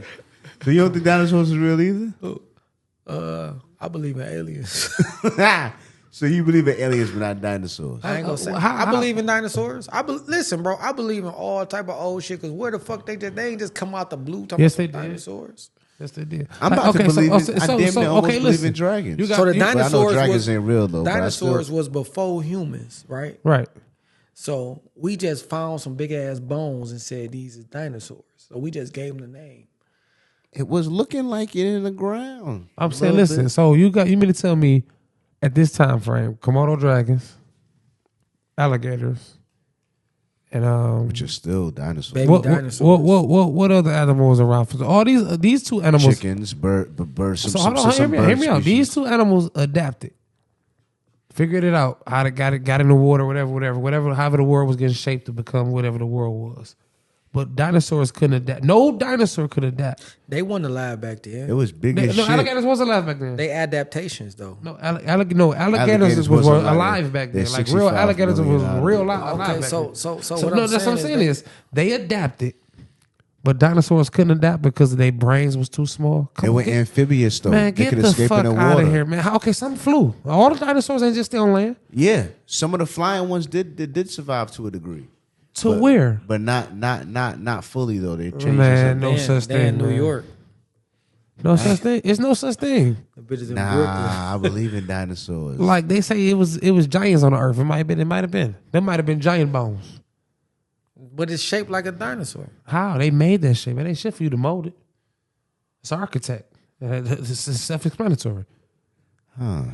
Damn, that wasn't. So you more likely to believe in giant. You rather believe in giant humans than. I'm not saying that. I'm saying dinosaurs. it's a possibility. So giant humans sounds more realistic to you than dinosaurs. But what about giraffes though? Yeah, that's just a big ass motherfucker, whatever it is. Giraffe is kind of Dinosaurs. Yeah. Elephants are too. Sharks. All that shit. Elephants. What about the saber-toothed tigers? Saber-toothed tigers. They did exist. They did? Yeah. Oh, yeah? Yeah, we got big cats today. Yeah, so the saber-tooth existed, huh? Y'all believe in Jesus? Jesus existed. We know that, like, anatomically. Like, we found his, like, body damn near. What you looking at me? Historically, there's been enough depictions of Jesus to... I absolutely believe in God. You know what I'm saying? Absolutely. No. God saved me. He asked about Jesus, not God. Because Jesus was It's his son. Jesus is tangible. Like he came down here, and there's record of him. Like we found record of him. Like in too many scriptures to say he don't exist. You know what I mean? But all right, damn. All right, I got you. Wait. If you, I'm gonna ask you this first. No, he asked you. I started last time with you, so I ask you first. If your ancestors could come back one day and roast you about your life decisions, what is the first thing they'd say and flame you for? And how would you defend yourself? Fuck, you go to jail so many times. They would probably say, how the fuck did you go to jail so many times? I would tell them, y'all fucked the money up, so I had to go get some. That'd be my answer, bro. My answer came out like, damn, bro, how the fuck did you do damn near 10 years in jail? I say, bro, because y'all fucked the money up. Y'all ain't invest. Y'all ain't do shit. Y'all fucked the money up. So I ain't had no trust fund. So I had to go try to get some money.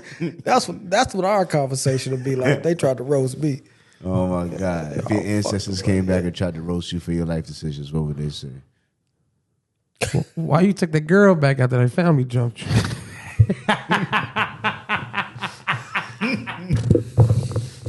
I'm straight.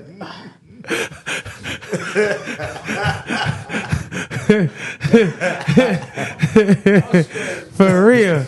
Fuck you take that girl back after you got it to her. You fought the whole family. What you take that girl back He for? said, why you take that girl back after her family jumped you?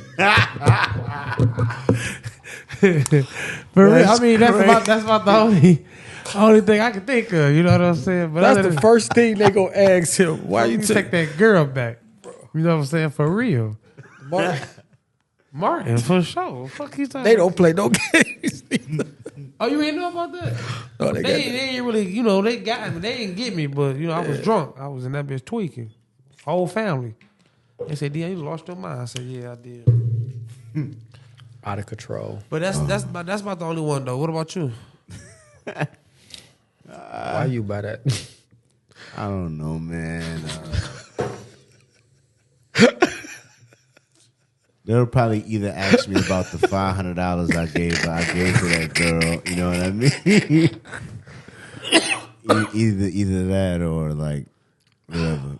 How I got scammed out of like a couple G's. You know what I'm saying? Yeah, for sure the scam. Yeah. How you get? Hold on, elaborate. Huh? I don't know about this. How you get scammed out a couple G's? He just he didn't tell me all the way this morning, but he was explaining. I can't give the story away yet because I think it'll make a really good movie. Not going to say I'm not going to tell the story. I just want to tell the story the right way. I'll tell you off the pod. You know what I mean? But it's a very, I think, in my opinion, how it happened to me, in my personal opinion, I think they're using AI to make schemes more sophisticated. Yeah. They're adding a storyline and a backstory. Nigga, Nigeria, they got my Nah. This was an elaborate, well done scheme. So they put you know what I mean? They put that shit together. Yeah. I'm telling you, this was done by like fucking Paramount Pictures. This is. I'm telling you, this scheme was done by like the best of the best. You know what I'm saying? I'm mad. But on the other hand, I'm like, y'all some creative motherfuckers. Diabolical. Yeah. On the other hand, I'm like, y'all are really geniuses. Diabolical. I got schemed, but on the other hand, the fact that y'all came up with this, y'all are very talented individuals. I don't feel like I got schemed by a regular nigga. I'll tell you that much. I got schemed by one of the best. That's how I feel about it. You know what I mean? There's no way of... Huh? So you feel for the banana in the tailpipe. Listen, man, I'm gonna tell you how it happened off camera. You know what I'm saying? I ain't gonna tell y'all yet. I really do want to make it like a skit or a short film out of it because how it happened, it's not that hard to recreate. I just gotta learn a little bit, but it's not that hard to recreate and make into a short film. You know, it's not that hard. You know what I mean? Like I said, I'm a filmmaker. You know what I mean? So all right. That was the last. That might have been the last. Yeah, with this election and everything happening, you're saying it doesn't matter who wins or nothing, right? You know what I mean? So my question for you is in general, regardless of who wins, the state of the affairs, how you feel right now with yourself and your confidence. Do you feel confident in your path forward, or are there moments where challenges and habits still feel like they're trying to pull you back to a lower form of yourself? Oh, always. It's always gonna be challenges with me anyway. You know what I'm saying? So, of course, I feel like I'm moving in the right direction. You know what I'm saying? I'm learning a lot about myself. I'm learning a lot about life and trying to better myself and everything else. But it's always gonna be challenges, no matter what you go through. So some hurdles. It's gonna be a little harder to jump over than other hurdles. So, you know what I'm saying? Like I say, I go at it give my best foot forward every day. You know what I'm saying? I'm trying to be a little bit better, 1% better every day. That's my motto. I want to be 1% better than I was yesterday. So as long as I keep doing that, you know what I'm saying, I'm going to get where I need to be. So as long as I got you know what I'm saying, my brother that's I can learn from him, he can learn from me. You know, so I'm never to the blind eye of learning from another person. You know what I'm saying? So I'm always got my eyes open. So like I said, you could teach me. A Promise could teach me. She's 10. You know what I'm saying? I can learn from whoever. I'm a sponge. So, like I said, I'm ready for any challenges my way. I like that. That boy sound like he just got drafted. I'm telling you. I'm going to do the best I can for Golden State. Oh, man, that boy sound like he on draft. But you do your thing, man. Do your thing. What you call it? How do you feel about your, are you confident in your path forward? You know what I mean? Or do you feel like there's anything this challenges might bring you back down in a lower form? Man, you can't anticipate hurdles in life. You just got to know your mindset. So, of course, I'm excited about my future path. I'm excited about everything because I always got ideas and I always got goals. So I'm always excited to accomplish it. But there's always going to be a hurdle somewhere, some way. You know what I mean? It's always going to be something. You just got to keep going. So, I'm excited every fucking day I wake up. Open my eyes, I'm excited because it's time to make something happen. Mm-hmm. Always going to be hurdles, though. I ain't worried about that. Shit. Well, what I say? You cross that bridge when you get to it. You Yeah. feel me? Yeah. The goal is I still know the that same. mean. Yeah. Just cross that bridge when you get to it. If something happen, you see the troll right there. Okay, I gotta get over this bridge. This nigga tripping. You know what I mean? You funny as hell, man. Yeah, I like the concept of you got 24 hours to figure it out, baby. You know what I'm saying? Yeah. As long as I open my eyes, I got 24 hours to figure it out. So That's it, bro. I'm telling you, I be thinking so hard. I got gray hairs, dog. I'm killing my Yeah, I eyes. see. You know what I mean? I'm telling him, aging like a president. I see, bro. I ain't got none. yeah, me You know what I neither. mean? I don't know what you got going on, young man. I ain't with that gray shit, Me though. either. No, it's but I asked my dad about it one day. He said that he went gray a little bit early too. Damn. You know what I mean? But he still got his hairline to this day. My dad has his hairline sturdy. You know what I'm saying? So I'm like, all right, he 50 something and his hairline sturdy. So, you know, Think your shit gonna be sturdy too? yeah, I feel like my mother's hairline sturdy. It's just Yo, that, mama hairline sturdy. yeah, you know what I'm saying. You know what I mean? Man, come on. They got good hair follicles over there. You know what I'm saying? I'm just saying. So they got good hair genes. You know, my dad actually watched. You know, even though my dad's been on the podcast once, it was via Zoom. He told me that he told me a couple weeks ago that he wanted me to interview him. You know what I mean? And so I could tell me a story and shit. You know what I mean? And I really want to do that. So my next trip out of the country is definitely gonna be to Jamaica. And I'm gonna figure out how to do a podcast in Jamaica. I'm gonna have to figure that out. I wanted to go to Jamaica too, man, but I couldn't go. I got shot. Damn. No. Y'all wildin', bro. No, my ex. Detroit niggas, man. God damn. My ex and shit. It was a trip to Jamaica and shit. I couldn't go. I got shot. I'm happy you're here today to talk about it, man. Yeah, everybody's. Yes. I got shot a week after he got shot, so. Yeah, Detroit nigga. I'm glad I grew up in Brooklyn, dog. 'Cause apparently out here I gotta get I one. think he wanted to feel what they felt like because I was like, out here, you know what I'm saying? I think he like, damn, let me try them on out. You know what I'm saying? Shit. I wish I would have got hit how he got hit then. Shit. Yeah. Ah. That's the motherfucking case because them bitches hurted it. All right. They ain't even hurt when I first got hit, though. They sure don't. It's the healing process. When I first got shot, I was just like, the first thing came to my mind was, damn. Because you hear it, pow, pow, pow, pow. Then you feel like my shit got numb and you can feel the wetness. I'm like, first thing hit my mind was, damn. Then that nigga shot me in the back. I blacked out. I blacked out for like 30 seconds though. I ain't do no whole blackout. Blacked out, woke up on the ground, trying to holler, couldn't holler. Threw me in the car. You know the story. We ain't about to go through all that shit. That's crazy. You said tried to holler, couldn't holler. Man, I'm on that bitch like, we ain't going through all that though. That's shit. crazy. But yeah, man. That's the last one I have. You know, I appreciate you guys coming through, man. I do. For You know real, what I for mean? real. I ain't even gonna charge you that much. Oh my gosh. That's your Yeah, I ass. just want 1%. I ain't gonna That's your charge you ass, that much. yeah. 3 hours, shit. Listen, What I he been earning charge? the fuck out of his 1%. Right? What I charge? He might have to get that 1%. $700 an hour. But yeah, what you call it? Sorry. But yeah, y'all know what I say to y'all guys every time, man. There's a lot of places your ears could be. I'm honored they chose to be with me. When in doubt, use calm honesty to express your vision. And most of all, thanks for listening. Yeah, that was the one. Ooh. Man, them choo-choos went straight to